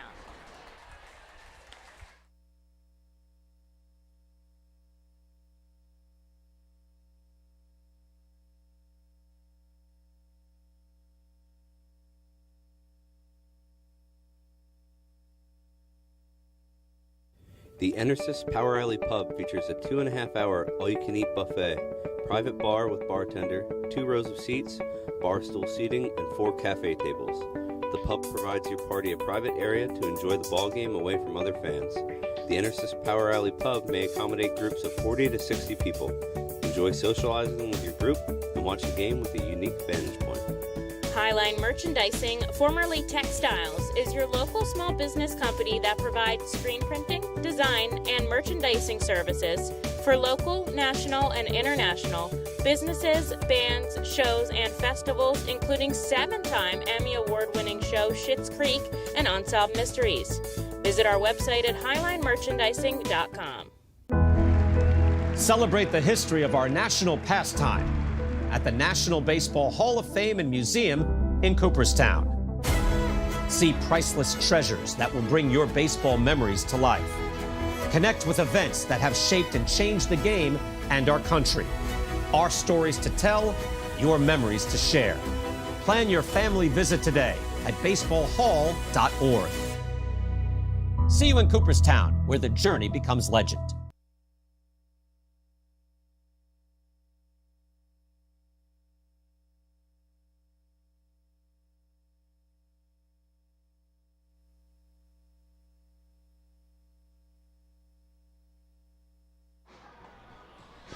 Manager Sean Williams will call upon Tyler McKay here to get the final 2 outs of the top of the 6th. Noah Skiro exits with 2 runners on here after 5 1/3 innings of work. The R Phils trail 3-2.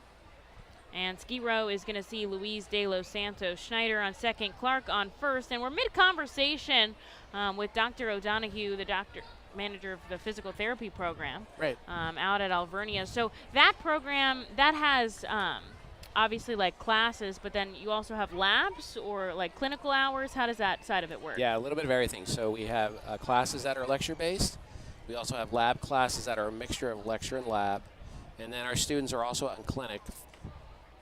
So there's kind of a mix of everything. This is chopped to Jonathan Guzman, the flip pass to Rio, the fire to first, and that double play we talked about is nailed. There you go. The Fightin' Phils turn 2. They strand the runner on the base pass, and they keep it just a 1-run deficit. To the bottom of the 6th we go here in Baseball Town, and thank you so much for joining me. Sure, it was great. Thanks for having me.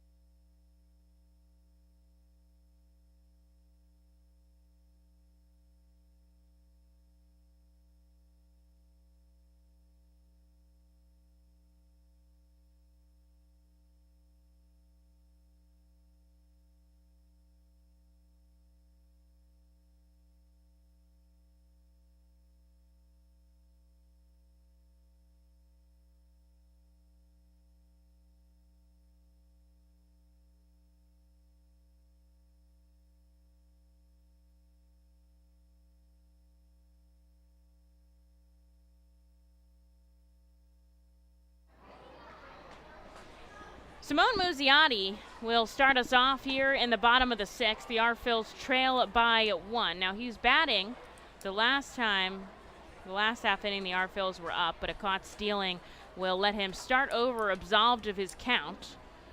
And I'll have a fresh one here as he takes the first pitch strike and then a swinging offering down 0-2. Tyler McKay came out there in the top of the 6th, ready to go. A huge ground ball double play to get out of the frame and to keep it just a 1-run deficit for the R-Phils. A new pitcher for the Fisher Cats gets Simone Muzziotti to chase on a breaking ball down and away, and there is out number 1. They turn to Jimmy Burnett, the lefty here, who will see Wendell Rijo and Johan Camargo up next. The Fightin' Phils trail 3-2 here. Going back to Tyler McKay, before when we were talking about Jersey Shore, there have been so many players that we've seen this season coming from Jersey Shore, and really all of them have done well. We've seen Tyler McKay, Carlo Reyes out of the bullpen as well, Johan dominating. Rojas. Rojas has been really solid. Hopefully we'll get to see more of Griff McGarry sometime soon. Rijo takes the first pitch ball. The lefty deals. This swoops into the zone. 1-1 now. Everybody that steps up to the plate for the Fightin' Phils will represent the tying run. They have 5 hits to the Fisher Cats, 9 today. Rijo takes the ball below the knees. 2-1. And it's so great to see them take the next step in their professional career, because that's got to feel good, your first call up to the next level, especially when you're so young. Rijo chops this to short. De Los Santos on the run, and he makes the play for out number 2. We've seen Elvis over there for 2 nights, and he gets the day off. He's the Fisher Cats' number 2 prospect. De Los Santos has looked very solid at short. And here is Johan Camargo with 2 away. Now we're going to see, the trainer. That's never a good sign. As the pitching coach, Jim Sykowski, coming out, but the athletic trainer Luke Green also joining him. Left side of the infield coming out too. Manager Cesar Martin says, I'll join you. And the infield's going to come in. Wow, everybody. Party out. I always think like the poor outfielders just have almost no clue what's going on. Well, it's also who's out in center field. Cook is like doing a Kobe with his glove. That's funny. And like if they go together, and this is just like a quick sort of talk thing for going into the next batter, then they have to sprint away to their respective spots. Yeah. And they don't get to take a time to chat like everybody else does. Yeah, some very rarely you'll see like the outfielders come together. Whatever happened there with pitcher Burnett is nothing, because Martin and Sykowski and Green all heading back into the dugout. No, I couldn't really tell because they were all clumped together. I don't have a good shot on what they were talking about. It didn't look like he was showing them his hand or anything like that. So he's going to see Camargo from the right side here with 2 outs. Our Phils trail by just 1 here. Haven't seen any offensive action since the 4th. Our Phils put on 1 in the 2nd and 1 in the 4th. A 3 spot by the Fisher Cats in the 3rd is all they have so far. This bounces over the plate for ball number 1. Camargo has 2 hits in the game today. Started rehabbing with us on Tuesday. That right elbow strain has kind of been bothering him throughout the season as he takes a called strike.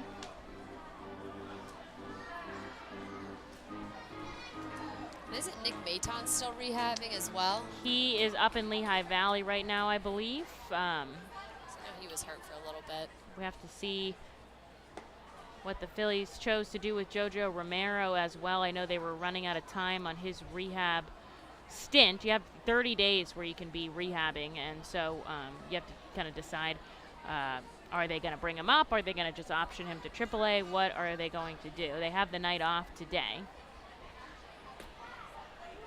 Camargo checks his swing, but he doesn't go around. 3-1. They haven't made a transaction on him yet. I did see that they returned all the guys off the restricted list today. Alec Boehm returned off the restricted list. No injury report on his dislocated finger. Here's Burnett from the left side, the 3-1 to Camargo. Hits the strike zone. He thought it was ball 4. He's a couple steps to first. He's going to have to turn back around. He's having a few words with home plate umpire Kellen Martin. Phillies returned Bubby Rossman here to Reading. Got his major league debut. Check it off the bucket list. Full count now to Camargo. Burnett deals above the letters, and this is ball 4 as he walks down to first base. And here's the cleanup hitter, Logan O'Hoppe. Logan walked in his last at-bat. Opportunity here to tie things up and then some. With 2 outs and a runner on in the bottom of the 6th. That wind out in center field has died down. That flag at the pole is hanging just right at the post. The other rehabbing pitchers that we saw, Kent Emanuel, Ryan Sheriff. All still available in the Valley. First pitch strike inside. They're on the road in Charlotte for the week. They trail by 1 now in the bottom of the 5th. And speaking of Kent Emanuel, he's in. O'Hoppe pokes this the other way. It's going to advance Camargo to second, and he keeps the inning rolling with his first hit of the game. Moves Camargo into scoring position, and here is Jalen Ortiz. Just poked right off the end of his bat in the hole on the right side.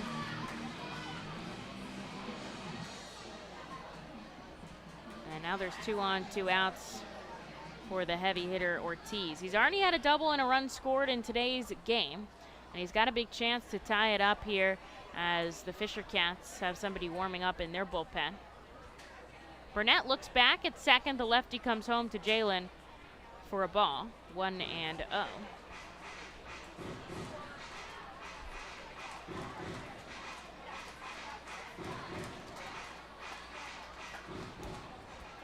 Waiting on deck, Aldrum Corridor. Fightin' Phil's trail 3-2. Ortiz bumps this back foul, evening the count at 1.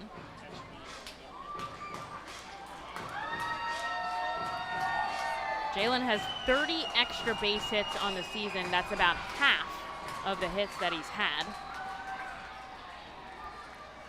Calls time, he's going to step out.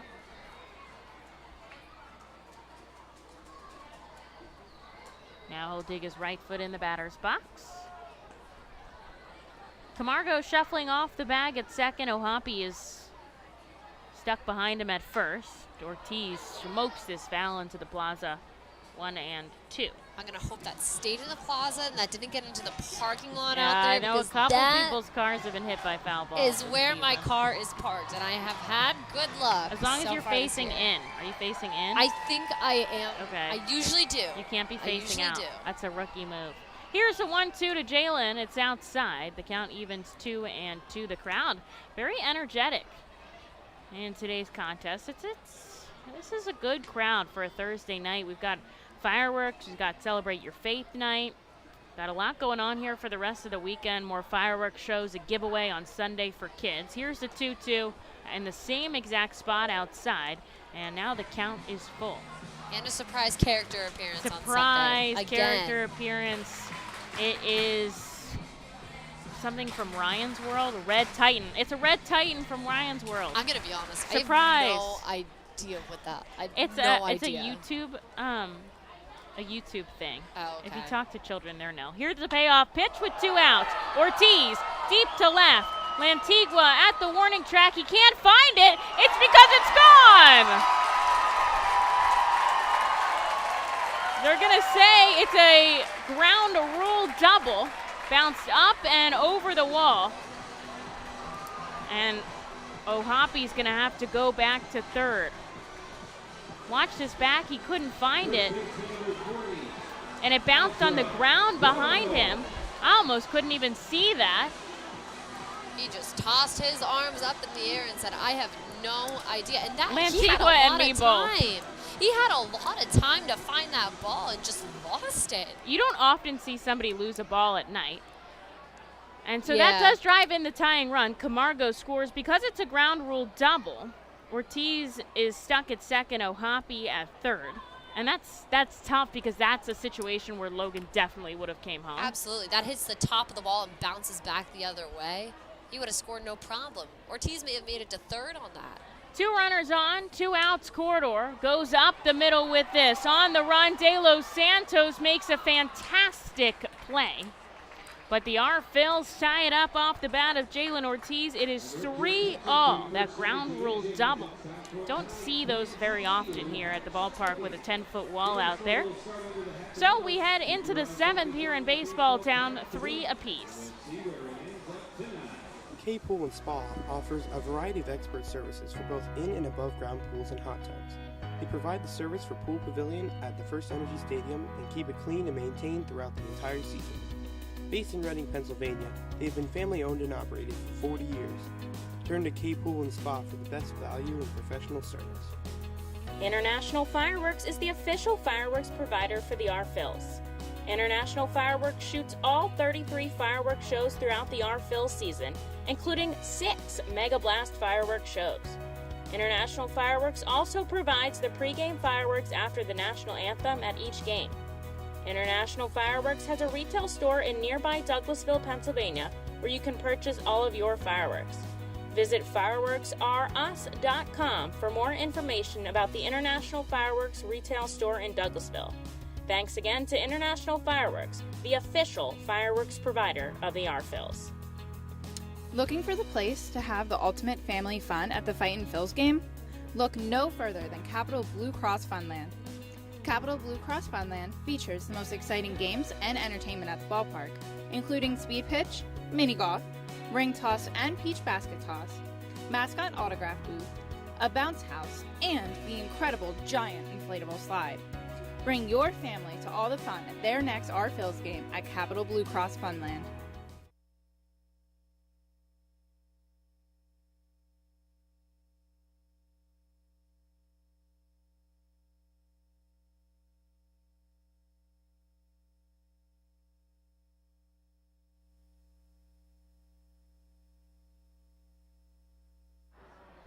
Can win with the help.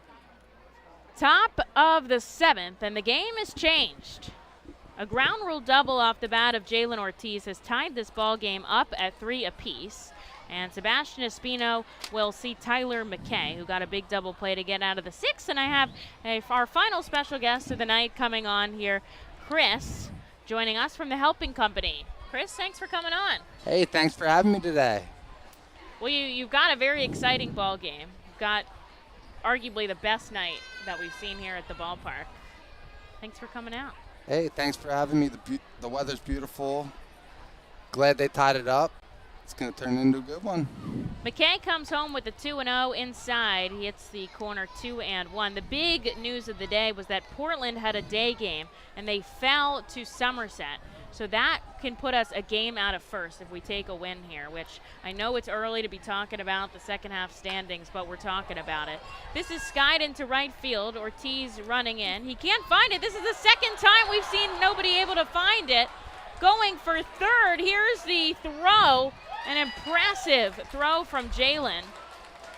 And now you've got to be wondering what's going on with the lighting right now. It must be the sun in their eyes, you know. I mean, sunsets at a different angle nowadays. It's half dark here. I'm not going to say it's fully dark. Hey, you know, you what got do to they give call these that? guys Eaves credit. They do their light? best out there.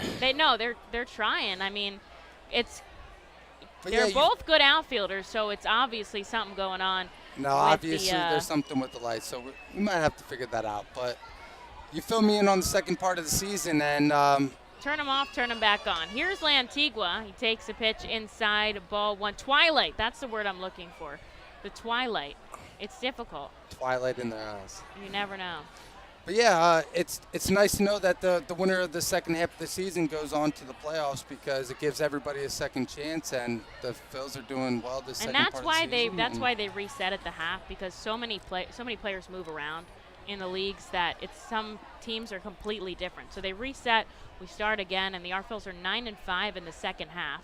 Coming into today's game, they were 2 games out of first to Portland, but Portland lost, so they have a chance to be a game out of first, which is really exciting as the 2-1 comes into Lantigua. So talking about your company, the Helping Company, you guys do a lot of great community work. Lantigua takes a hefty fastball for a strike 2-2. You guys are local. You guys work right in the area. Yeah, we work local. There was a hailstorm locally in the area just recently, so if anyone had hail at their house, give us a call. We do free estimates, but we specialize in insurance work. Here's a 2-2 from McKay. It's in the dirt, and now it's a full count. They've got the go-ahead runner on third in Espino, so Conley's going to have to be putting in the work there behind the plate. On top of insurance work, we do retail, interior, exterior. We specialize in roofing, but anything you need, we can help you out. Infield in, and Lantigua pokes this into the hole on the right side. That's going to score Espino, and as quick as the Arphils get a run, New Hampshire gets a run back. They make it 4-3, and here's Addison Barger to continue the inning with a runner on first and nobody out. Yeah, we've seen a lot of aggressive summer storms with the hail. I feel like we've seen a ton of wind damage lately, severe thunderstorm warning. And you guys are the perfect company to call by that because you do the good estimates first, right? Oh, we do free estimates. We actually work directly with the insurance companies if you do have an insurance claim. Oh, so you're like the middleman. We're the middleman, so we take the stress off the homeowner's shoulders. But with the weather changing, global warming and everything, storms are becoming a little bit more vicious, so it is a good opportunity for our company and for other people who do have damage to try to get it covered by their insurance. McKay comes home to Barger upstairs 1-0. So you guys, you work with storm damage, you do roofing. What other types of help does your company do? Big swing and a miss. Off speed goes Tyler, and the count evens 1-1. So we do storm damage. We do interior and exterior. We've actually been getting a lot of help from Radical Restorations, which is one of our local guys that has been helping us out a lot with water restoration. This is inside. It gets away from Conley. A wild pitch is going to send Lantigua to second, and that moves the count 2-1. Yeah, the owner of Radical Restorations is actually the father of the owner of my company, so it works out well that we're partners. Oh, that makes a lot of sense. Yeah. Kind of keep it in the family. So you helping out with all different kinds of things, not only the storm damage, but also interior work as well. Yeah, we do a little bit of everything. I always tell people if you want me to mow your grass, I'll do that too.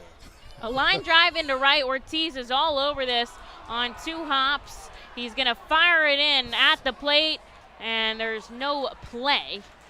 And now it is 5-3 here on the 12th hit of the game by the Fisher Cats. And Barger reaches for the 3rd time today. And here's John Aiello in the heart of New Hampshire's order there, roughing around the Fightin' Phils here in the top of the 7th. Still a lot of baseball left to go, but we're going to see a visit from the pitching coach, Matt Hockenberry, here out to give McKay a little bit of a breather.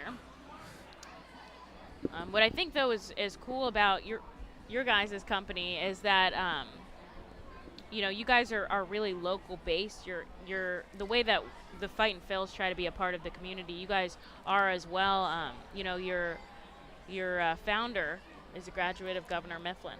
Yeah, he's a graduate of Governor Mifflin. I'm a graduate of Governor Mifflin, same year. And like I said, one of our partners, Radical Restoration, it's his father. So, we like to keep it local in that sense. So we're family-owned, family-operated. We do a lot of work in the Berks County area, but also the Montgomery and Chester County. Obviously, we have to spread ourselves out a little bit, but, we like to take care of the hometown. We donated the roofs to the Governor Mifflin baseball team, the dugouts. Oh, that's awesome. We also donated a roof to the World War II Museum in Moton. So people can go out and see kind of the work that you've done before. They can go see the work, but they can also see that we're not trying Ground to just ball make up money. the middle. McKay tries to put a glove on it, but it goes into center field. quick fix by Muzziotti, but racing to third is Barger.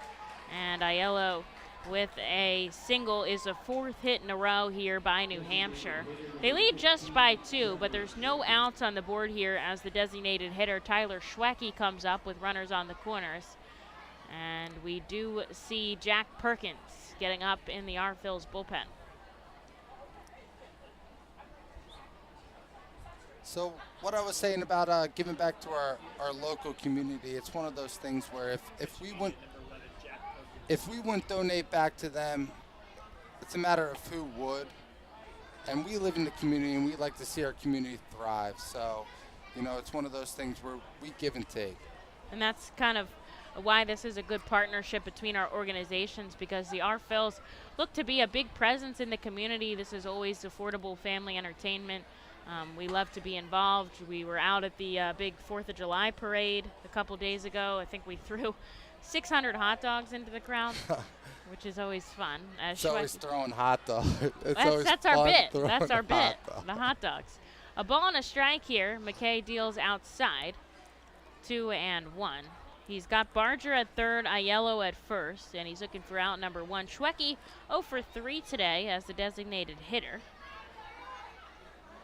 Fisher Cats have somebody warming up in their bullpen as well. Here's a 2-1. It's downstairs, 3-1. And you guys also offer bilingual services as well, correct? You have some people that speak Spanish? We do offer bilingual services. If you ever get a hold of someone that doesn't, they can at least direct you in the right direction. So we're always willing to help anyone out, honestly. With a diverse community as Reading, I think that's an exceptional tool to have as Schwecke cuts in on the inside and he makes this count full. There is a base open here for Tyler McKay, but obviously he's looking for the first out. Runners shuffle off the bags at first and third. And here's the payoff pitch. Chopped up the middle. Guzzi ranging over, steps on the bag, fires to first. That is a huge double play. It does bring home Barger, and that makes it 6-3, but they finally get a pair of outs on the board. That's Guzzi's second double play of the game, and here is Zach Cook with nobody on the base paths and 2 outs. So we'll see if they give McKay this batter. Doesn't look like Sean's going to come out of the dugout, so Cook will step in on the left side here.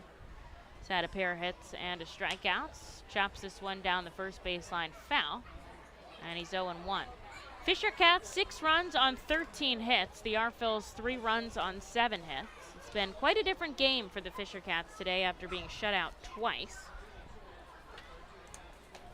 Cuts, checks a swing. They point down to Powell at third, and she says he goes around, so he's down 0-2, and McKay a strike away from getting out of this inning.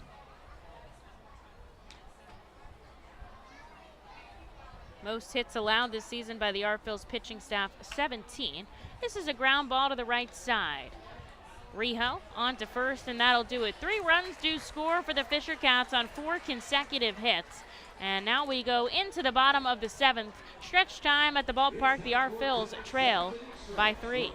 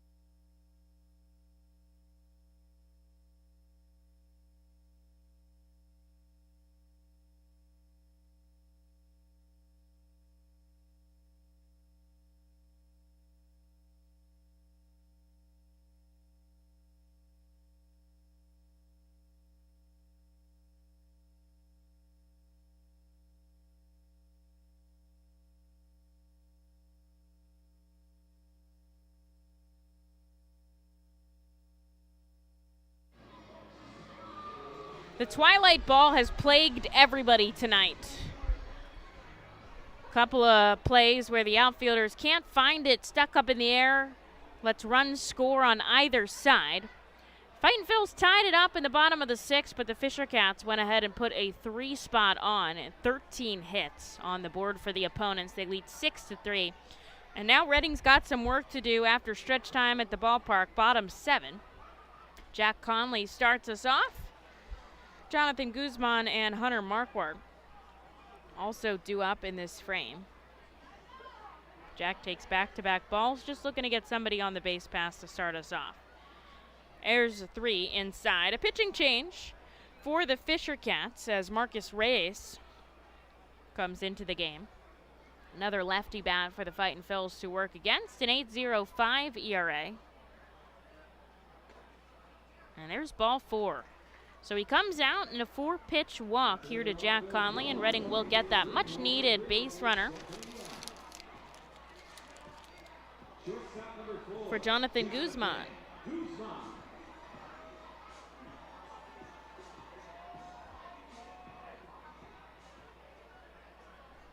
Reyes has good vantage point of Jack out on first.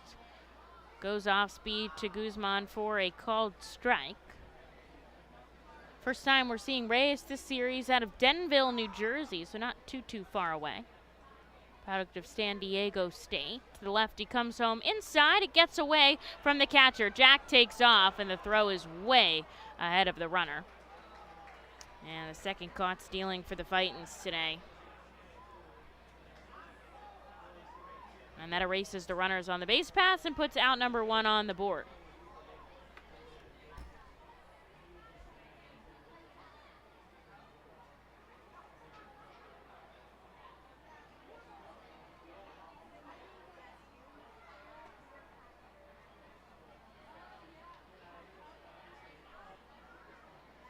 Ball and 2 strikes here to Jonathan. The Phils trail by 3 now. And he takes the ball below the knees, 2-2.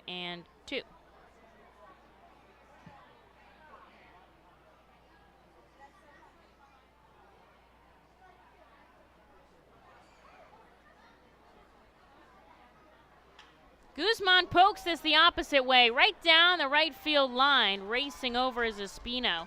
And he makes the catch, well struck by Jonathan. Just couldn't get it to drop in, and there's 2 for the Fightin' Phils. Here's Hunter Marquardt.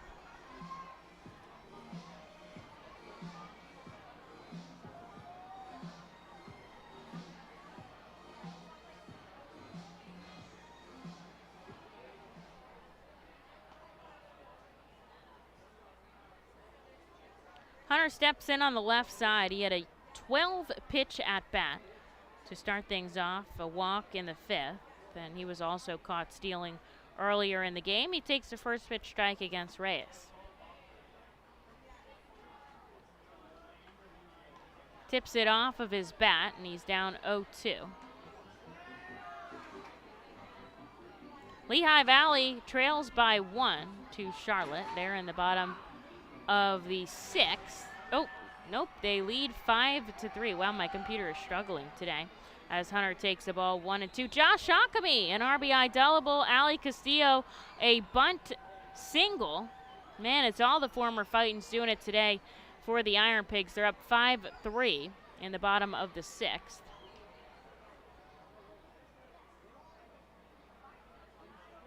Jersey Shore is in game 2 of their doubleheader as Hunter takes one up and in, 2-2. They won the first game. They trail 5-4. They're coming back against the Aberdeen squad, the high A affiliate of the Orioles. This is a ground ball softly struck to the second baseman, and Hunter Marquardt runs it out.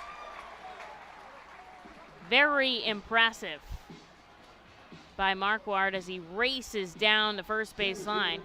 He's got a cape on him. So he continues the inning as we go to the top of the order. Simone Muzziotti is due up. He's 0 for 3 today with a pair of strikeouts. And Clearwater's game was postponed due to wet grounds. They're out in Fort Myers this week. Reyes checks in on Marquardt at first. Lefty has a good eyesight on him.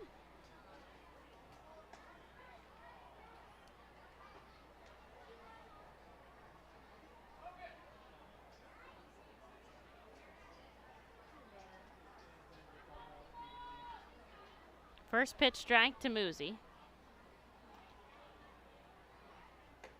Takes one up and in, 1-1. Now the sun's officially set here at the ballpark. What's good to know is that we will be getting new stadium lights. Obviously, that's not the stadium lights. That's making it's a twilight sky.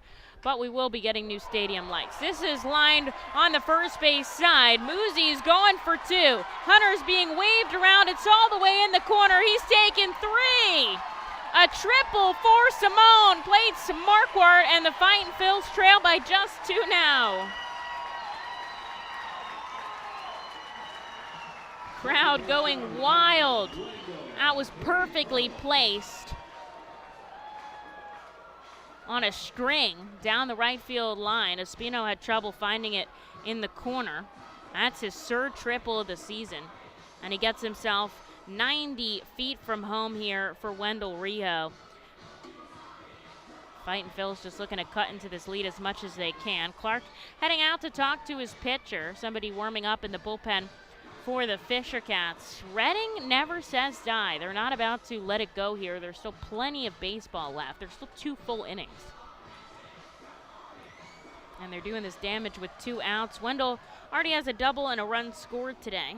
He has an opportunity to drive in Musiotti from third base. And, of course, Clark is going to have to be solid back behind the plate. They've actually been really solid catching here. Clark was the go-to catcher. He played the most games for the Fisher Cats. He got injured a little bit, and so they've kind of gone back and forth with him and Ryan Gold. It looks like Cesar Martin is going to go to the bullpen here. They won't let Reyes finish out this frame. So we will take a quick break as we allow the reliever to warm up. Bottom 7. The Phils make it 6-4, and they've got a runner on third here with Wendell Rijo coming up to bat.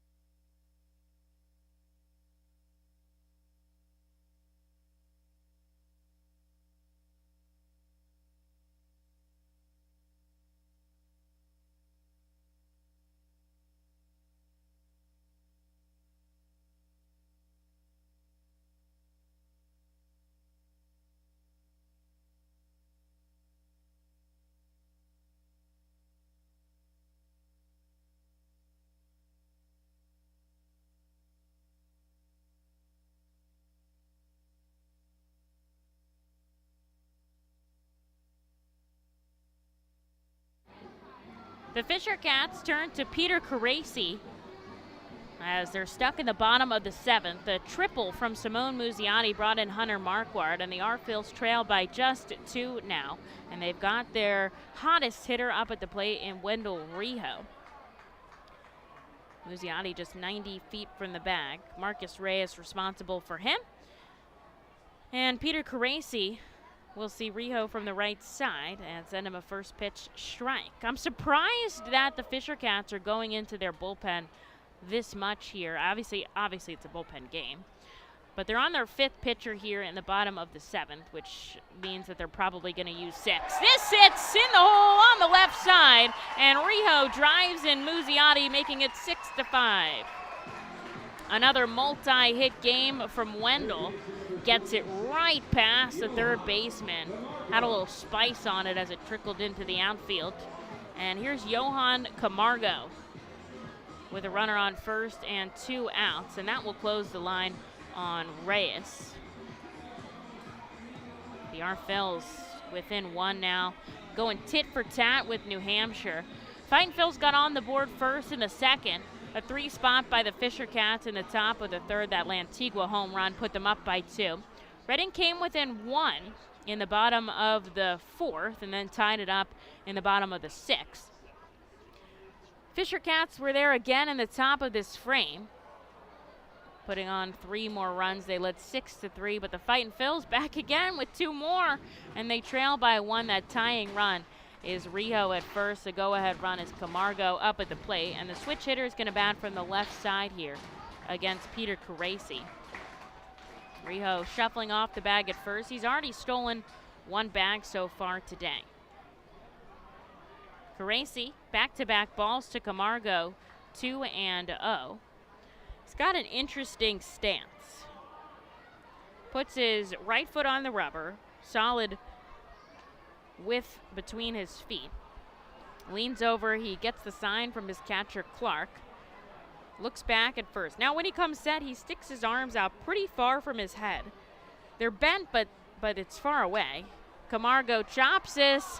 The first baseman picks it up. He's going to make the play unassisted, and the Fightin' Phils will strand a runner on, but they do pick up 2 runs. They're down by just 1 as we go into the top of the 8th here at FirstEnergy Stadium. Gear up for Fightin' Phils season. Visit the Brentwood Industries Fightin' Phils team store at FirstEnergy Stadium, or check out our online store. It's 24 hours a day, 7 days a week at rphils.com/shop. We have a wide variety of Fightin' Phils hats, t-shirts, kids apparel, and more. Looking for something new? Check out our latest selections of Los Luchadores de Reading and Reading Hot Dogs gear. Plus, throwback, black, R-Train, R-Phils attire. Root for your Fightins in style. Stop by the Brentwood Industries Fightins team store or rphils.com/shop. The sound of an ice-cold Corona is music to my ears. Oh, run that back.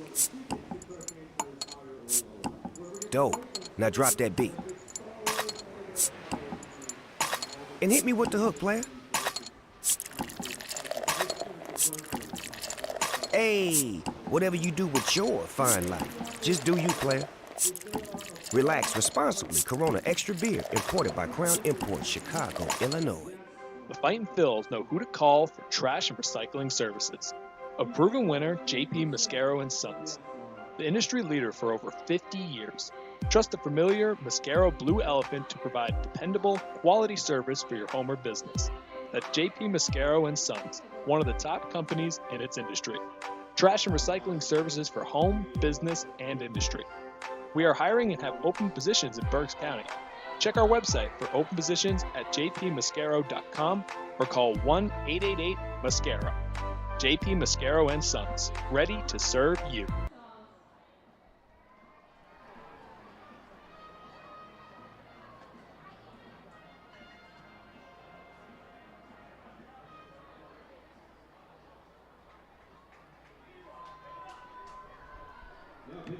This game has kind of gone every which way tonight. Fightin' Phils picked up 2 runs in the bottom of the 7th. A triple from Simone Muzziotti brought in Marquardt, and then Wendell Rijo brought in Muzzi. And so Reading trails 6-5 here as we head into the top of the 8th. Jack Perkins will take the rubber. He'll see Schneider, Clark, and Luis de los Santos. I think we're hoping for a quick inning here. First pitch ball, second one is fouled back. 1-1. Combined 23 hits and 11 runs in this game so far. Both teams hitting double digits. Laying down the bunt is Schneider. There's a lot of sauce on it. Camargo makes the barehanded play, looking like the major leaguer he is. And he fires over to first. There's out number 1. Here's Phil Clark.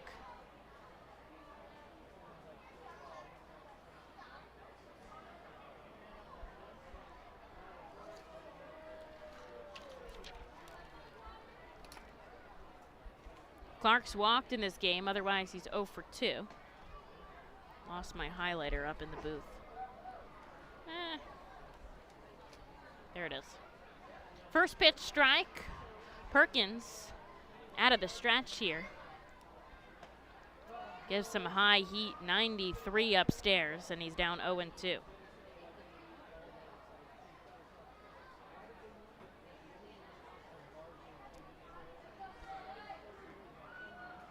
Misses just inside. A ball and 2 strikes. A little bit of a shift on the lefty batter in Clark. Not too aggressive, though. Conley frames it at the knees, but they don't get the call, and it evens 2 balls and 2 strikes.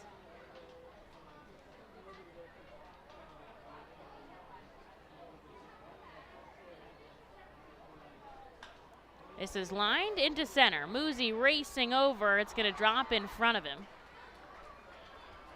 And Clark reaches his first hit of the game. A runner on first and 1 out here for Luis De Los Santos. He grounded out into a double play his last time up. That was against Tyler McKay.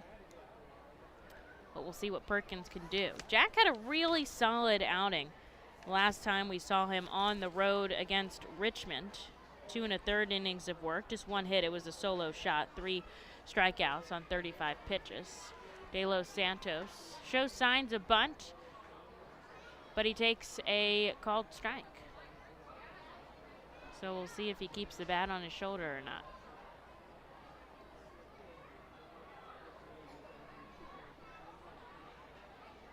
Perkins got a runner on first and 1 out.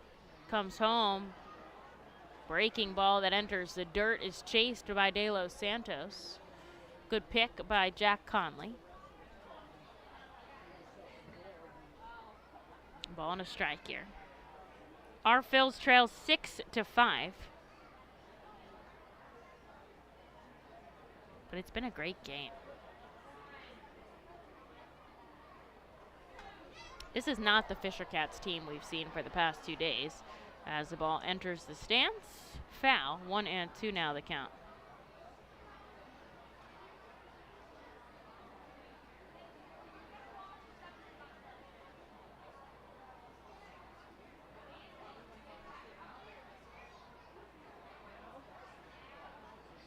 Shuffling off the bag at first, this is lifted into left center. It's going to drop alongside Marquardt. Going for 3 is Clark, and that's impressive running by the catcher. So he covers 2 base paths to get himself into scoring position. And now the Fisher Cats are threatening here with a runner in scoring position. Here for Sebastian Espino, who's had 2 hits today.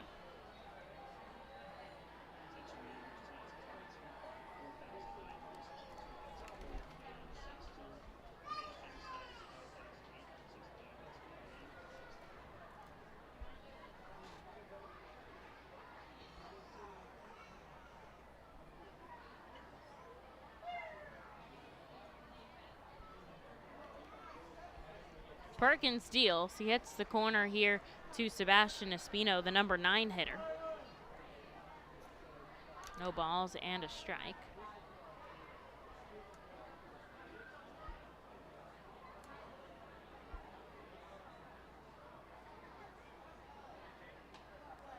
Inside, bumping Espino back out of the box, 1 and 1. Our Phils and the Fisher Cats play tomorrow here at the ballpark, another 7 o'clock start. Fightins will send Colton Eastman, the righty, out to the rubber, and the Fisher Cats will send lefty Paxton Schultz. Runners on the corners.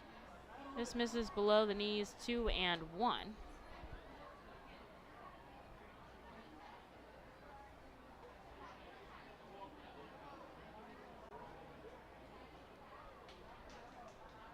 Clark at third, De Los Santos at first after back-to-back hits. And this is shot to center field. It's going to drop in. Wendell Rijos have trouble finding it. That was awkward. That was the definition of a bloop. And that brings home Phil Clark. Advancing to second is De Los Santos, and once again the Fisher Cats are there to put some distance between them and the Fightin' Phils. That was their 16th hit, third in a row. And they lead 7-5 now, and I said 17 is the most amount of hits that the our Phils have given up in a game, and apparently New Hampshire was saving them all for today.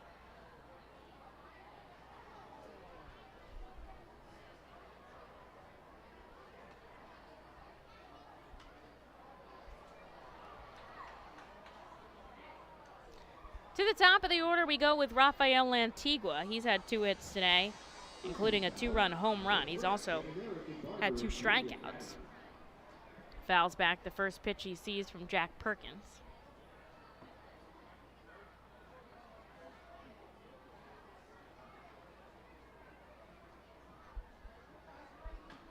This is chopped foul.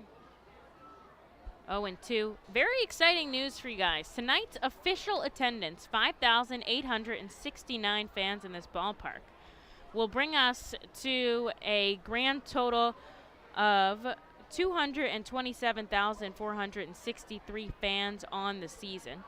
So over 200,000 fans at the ballpark. But what is really cool is that that is already more fans than we had for the entirety of last season. Now, last season was kind of crazy with the pandemic, and we lost 10 openings at the ballpark. So we had a total of 49 openings the entire season, and we had 2,200 and we had quite a number of fans last summer, 226,667. So we're already over 1,000 past that as Lantigua swats this foul down 1-2, and we've only had 40 openings. So we still have 27 more games at home this season, and we're already surpassed the total fans from last year. So that's a big thanks to the Reading community and the greater area for joining us here at FirstEnergy Stadium. I mean, we appreciate you so much. Runners going. They get him on the strikeout. Did they get him on the throwout? Yes. What a play by Jack Conley and the heat from Jack Perkins. The strike him out, throw him out, double play to end the inning. The Fisher Cats do put 1 on the board. They lead by 2 here, but the Fightin' Phils are up to bat, bottom of the 8th. They're heart of the order coming up in just 1 moment. K Pool and Spa offers a variety of expert services for both in and above ground pools and hot tubs. They provide the service for Pool Pavilion at the FirstEnergy Stadium and keep it clean and maintained throughout the entire season. Based in Reading, Pennsylvania, they've been family-owned and operated for 40 years. Turn to K Pool and Spa for the best value and professional service. International Fireworks is the official fireworks provider for the our Phils. International Fireworks shoots all 33 fireworks shows throughout the our Phils season, including 6 Mega Blast fireworks shows. International Fireworks also provides the pregame fireworks after the national anthem at each game. International Fireworks has a retail store in nearby Douglasville, Pennsylvania, where you can purchase all of your fireworks. Visit fireworksrus.com for more information about the International Fireworks retail store in Douglasville. Thanks again to International Fireworks, the official fireworks provider of the our Phils. Looking for the place to have the ultimate family fun at the Fightin' Phils game? Look no further than Capital Blue Cross Funland. Capital Blue Cross Funland features the most exciting games and entertainment at the ballpark, including speed pitch, mini golf, ring toss and peach basket toss, mascot autograph booth, a bounce house, and the incredible giant inflatable slide. Bring your family to all the fun at their next our Phils game at Capital Blue Cross Funland.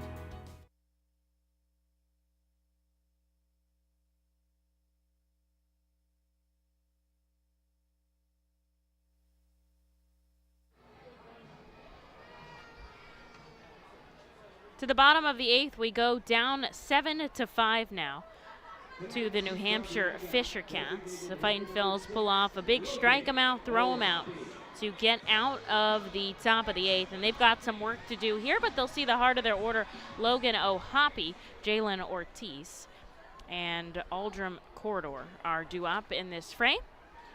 16 hits for the Fisher Cats, 7 runs, 10 hits for the Fightin' Phils, 5 runs as Logan takes a first pitch ball.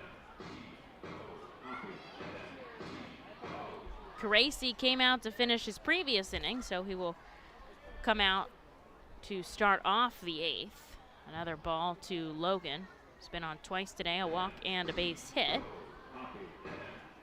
Have an opportunity to start us off with something good.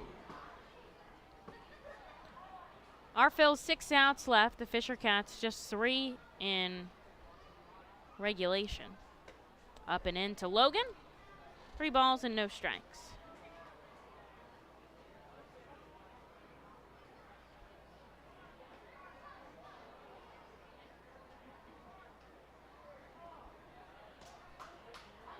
Takes a strike. Makes it 3-1.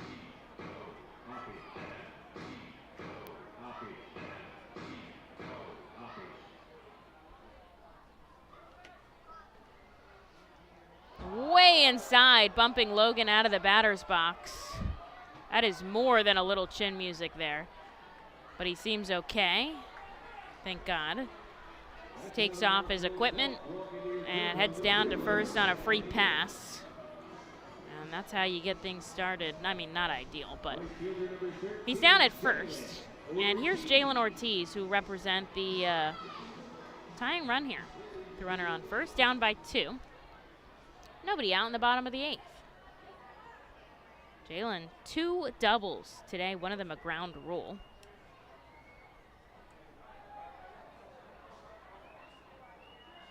Takes the ball outside.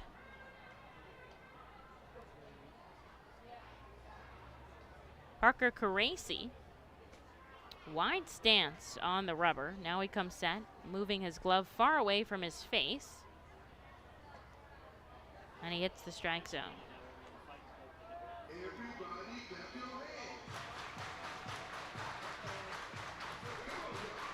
Crowd getting excited here. The Fightin' Phils have not let up in this game, even though they've been behind New Hampshire since the 3rd inning. They keep it going. Ortiz skies this into right. Racing in is Espino, and he makes the catch. O'Hoppy has to stay put at first for out number 1. Here's what happened.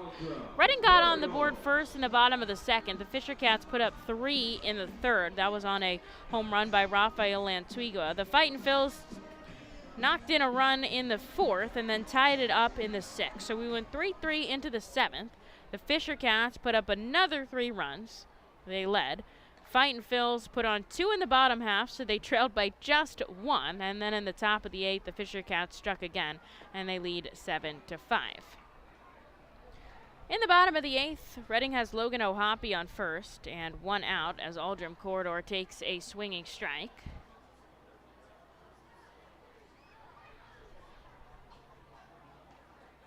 Looking to get something moving here as O'Hoppy shuffles off the bag. That's a called strike inside.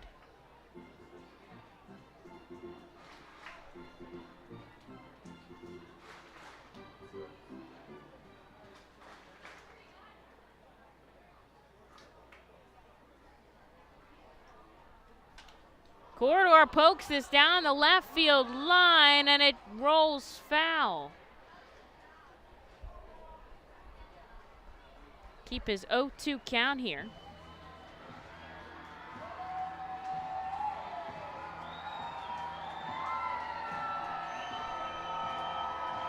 Looks like Brian Marconi in the R. Phils bullpen.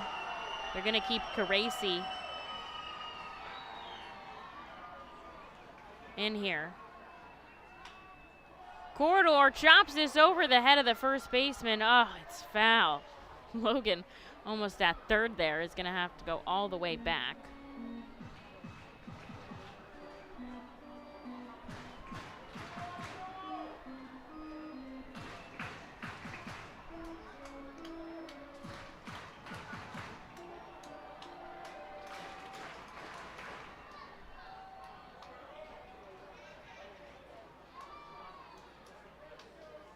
Runner on first, 1 out. Caracy's going to check on O'Hoppy. And he's safe at first. That is 1 step off.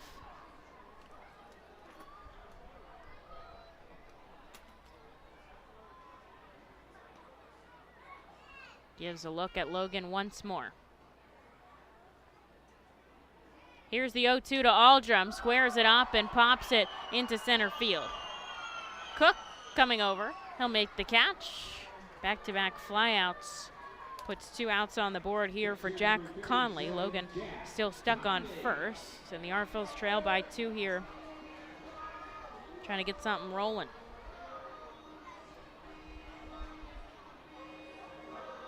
Jack walked his last time up, but then was caught stealing.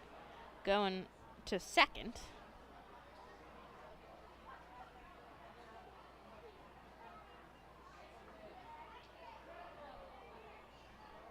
Another check on O'Hoppy, but he's good.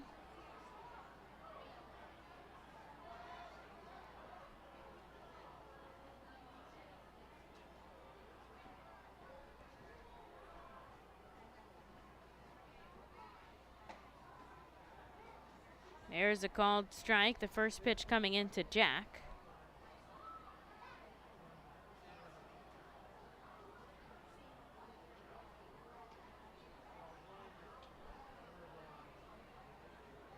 Glove outside for Caracy. There's a ball in the dirt, 1-1. Logan out on first. He walked to start off this inning.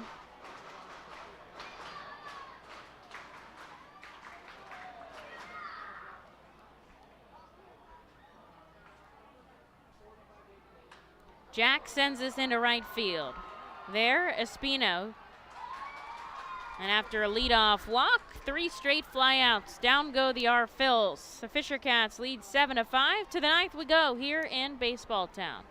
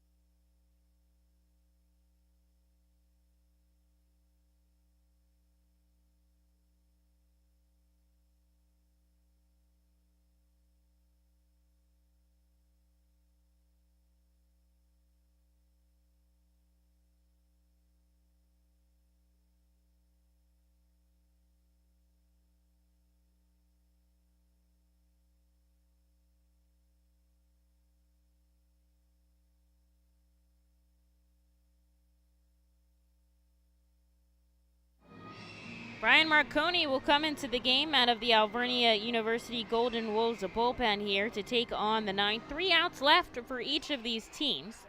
New Hampshire leads Reading 7-5. The Arphils have done their best to stay in this contest. They've had base runners in every inning but 1. And so Brian's going to see the top of the order here with Barger, Aiello, and Schwecke, and try to just keep this a 2-run deficit and have the Fightin' Phils an opportunity in the bottom of the 9th. The first pitch ball, the second one is fouled back. Lehigh Valley is leading their game 6-3 in the top of the 8th. Salgazo is up to bat.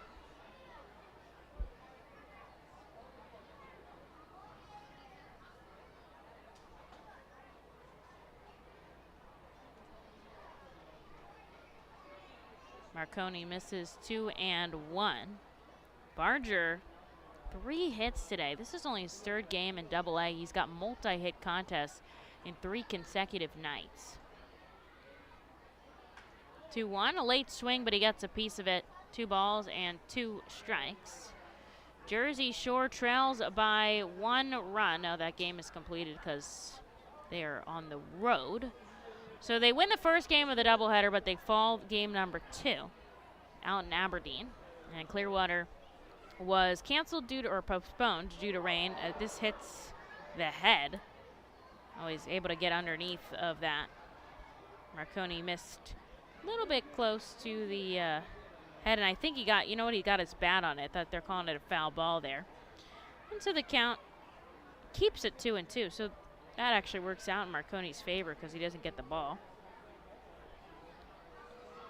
And the Phillies had the night off. They'll be playing in Miami starting tomorrow when they added everyone back from the restricted list. Southpaw deals. This is elevatored up. Camargo is tracking it. He's going to make the catch in front of the mound. And there's one. Marconi, a league-leading, team-leading 11 saves on the season, and they haven't needed him in a save situation the past 2 nights. This is the closest that this series has been.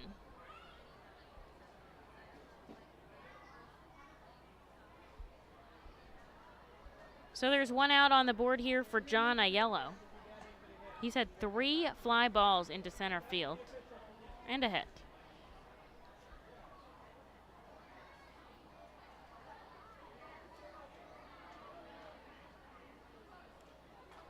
Big leg kick, the 0-1. It is sent foul down the right field line. 0-2.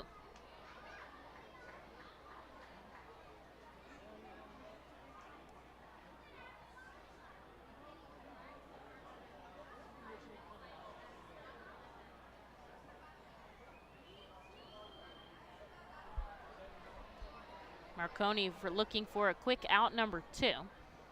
Lefty comes home to the righty, just above the letters. A ball and 2 strikes. So we played tonight through Sunday at home versus New Hampshire. And then the team will have off Monday through Thursday for the All-Star break. High chase by Aiello. And he's down on strikes. Looks a little bit frustrated as he takes out number 2 back to the dugout. Marconi picks up a K, and here's Trevor Schwecke with 2 away. No more All-Star break, no more All-Star game, no more home run derby in Double-A. I think it's gone forever, but you never know what they're going to do.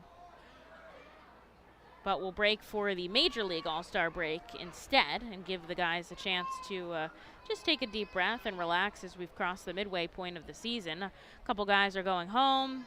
A couple guys are playing golf. Marconi gets the 0-1. A big leg kick to Schwecke on the outside corner, 0-2. And then we'll return back in play Friday. We travel to Somerset. We play Friday, Saturday, Sunday against the Double-A Yankees. Off day Monday, and then we continue our road trip down in Erie. Here's the 0-2 outside, 1-2, and that's against the Double-A Detroit Tigers. So we'll play 6 games out there before we come back for the first week of August here at America's Classic Ballpark. So can't believe we're winding down the season already. Here's the 1-2, just outside, 2 balls and 2 strikes. 27 more games at home, I believe.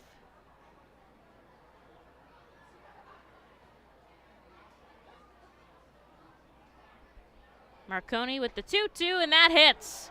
A caught-looking back-to-back Ks for Marconi, a 1-2-3 frame, and he keeps the R-Phils in this game. They're down 7-5. To the bottom of the 9th we go. The Fightin Phils looking for rally time.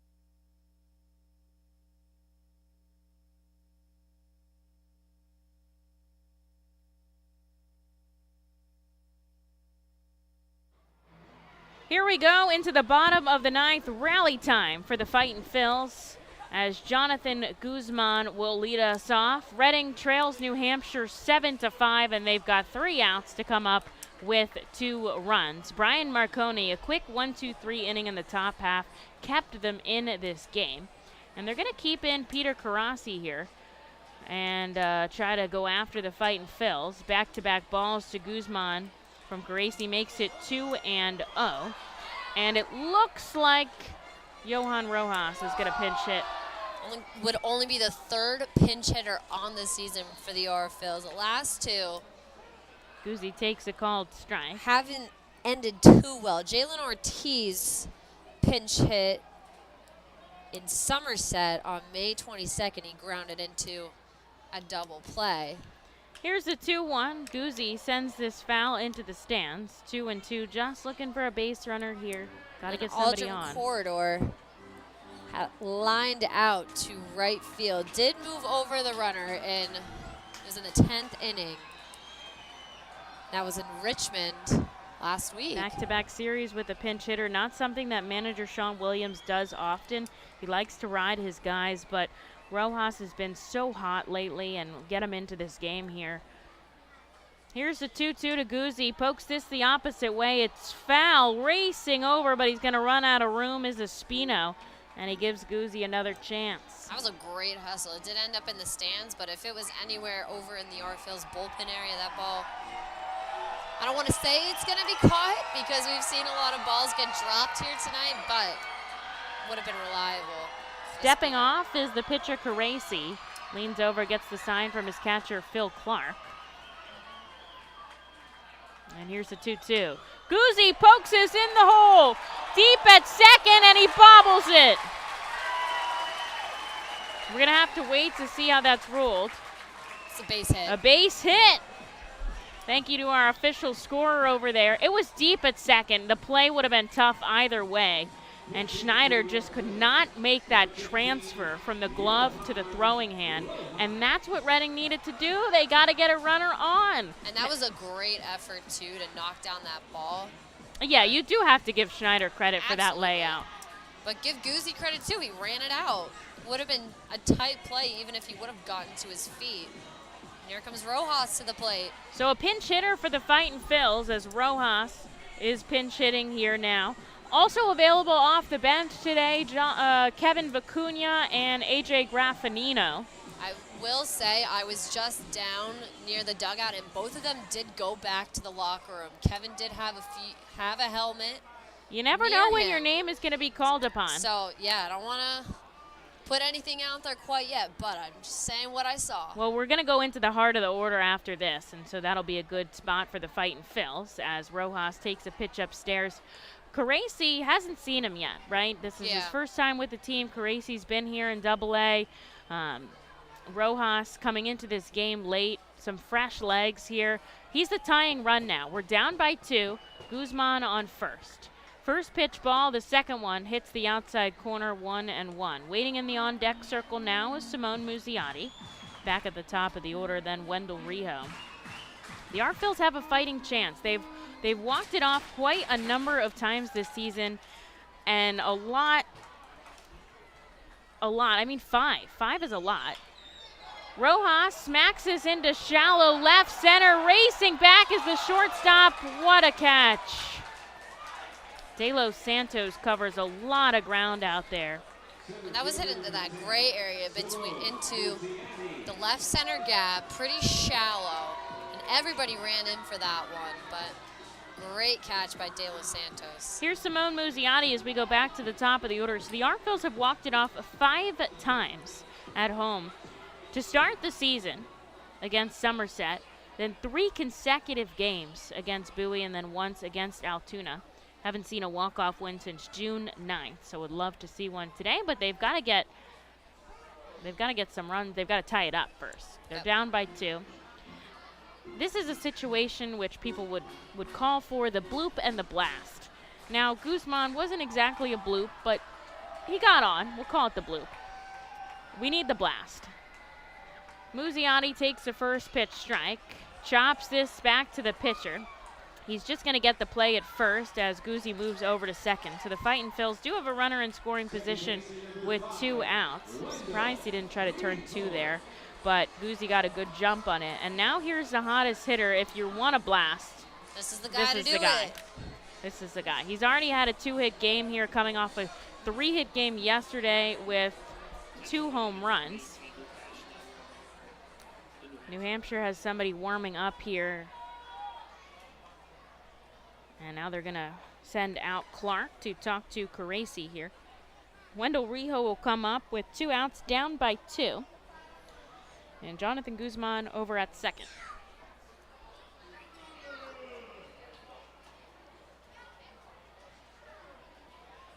Fightin' Phils have had 11 hits in this game.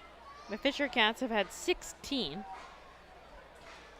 So combining for 27 hits and 12 runs is quite an eventful contest, especially after back-to-back shutout games. And of course we'll play again tomorrow here. This is just game number 3 of the 6-game set. Rijo digs his right foot in the batter's box. Jonathan Guzman out at second. 2 outs on the board here, bottom 9. Rijo takes the first pitch, ball below the knees. Certainly a interesting battle here in Baseball Town. 1-0 to Rijo, misses outside, 2-0. Waiting on deck is Johan Camargo.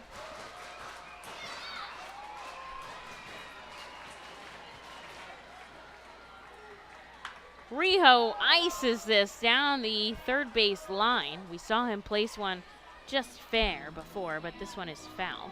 That was smoked. If you're Sean over there, you're... Yeah, he's got to get his jumping shoes on. Yeah. You've seen him hurdle a couple. You got to get that vert. And considering his stance, he's not even facing the plate. He's risking it all right now. He's risking Really? it for the run. The 2-1 comes above the letters 3 and 1.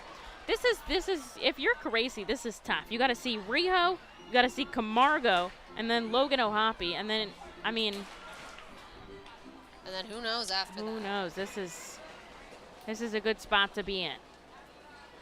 Here's a 3-1 in the dirt, ball 4. Redding's going to put the tying run on first base as Rijo takes a free pass down. With Guzman on second and Rijo on first, here is Johan Camargo. 2 outs on the board, bottom 9, and Redding is down 7-5. Now, obviously he can win this game for them with 1 swing of the bat, but we saw that he could do it earlier. But if it's not a pitch that you're gonna hit out of the ballpark, then just be patient. Keep this game going. Keep the line moving here. We love a hero, but you don't need to be the hero. Exactly. Just got to keep the game going. A visit from the pitching coach here as Jim Sikowski is coming out, the entire infield coming in. Who else would you want to have up right now? I mean, I want Wendell Rijo again. Another Can we at-bat. clone him? We clone him.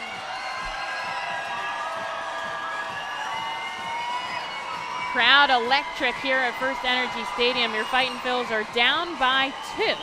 What they've got 2 on in the bottom of the 9th, there are 2 outs. This game is winnable. This is within reach. It's tough. It's tough within reach. It's hard. The meeting at the mound breaks up.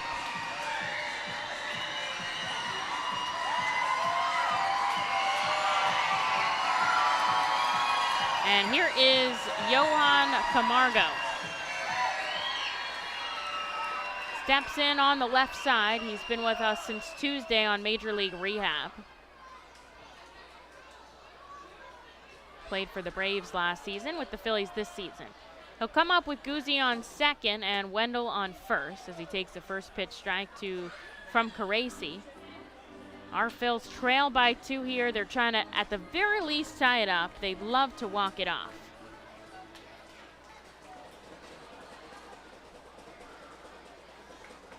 The 0-1, chopped up the middle. Parker gets a glove on it over to first, and that will do it. The our Phils come so close to bringing it back, but they end up falling 7-5 here to the New Hampshire Fisher Cats. It was a hard-fought contest. It was. And that was a great play, too. Great snag. That could have bounced right over his head. The fielding was absolutely all over the place in this game. We saw some great plays. We did. We saw a flash in the leather. We saw lose in the letter. But the our Phils remain in control of this series 2-1, and the great thing about baseball, there's always another game. Tomorrow, 7 o'clock start here. Colton Eastman on the mound, Paxton Schultz for the Fisher Cats. Your final score tonight, New Hampshire 7, Reading 5. Fans,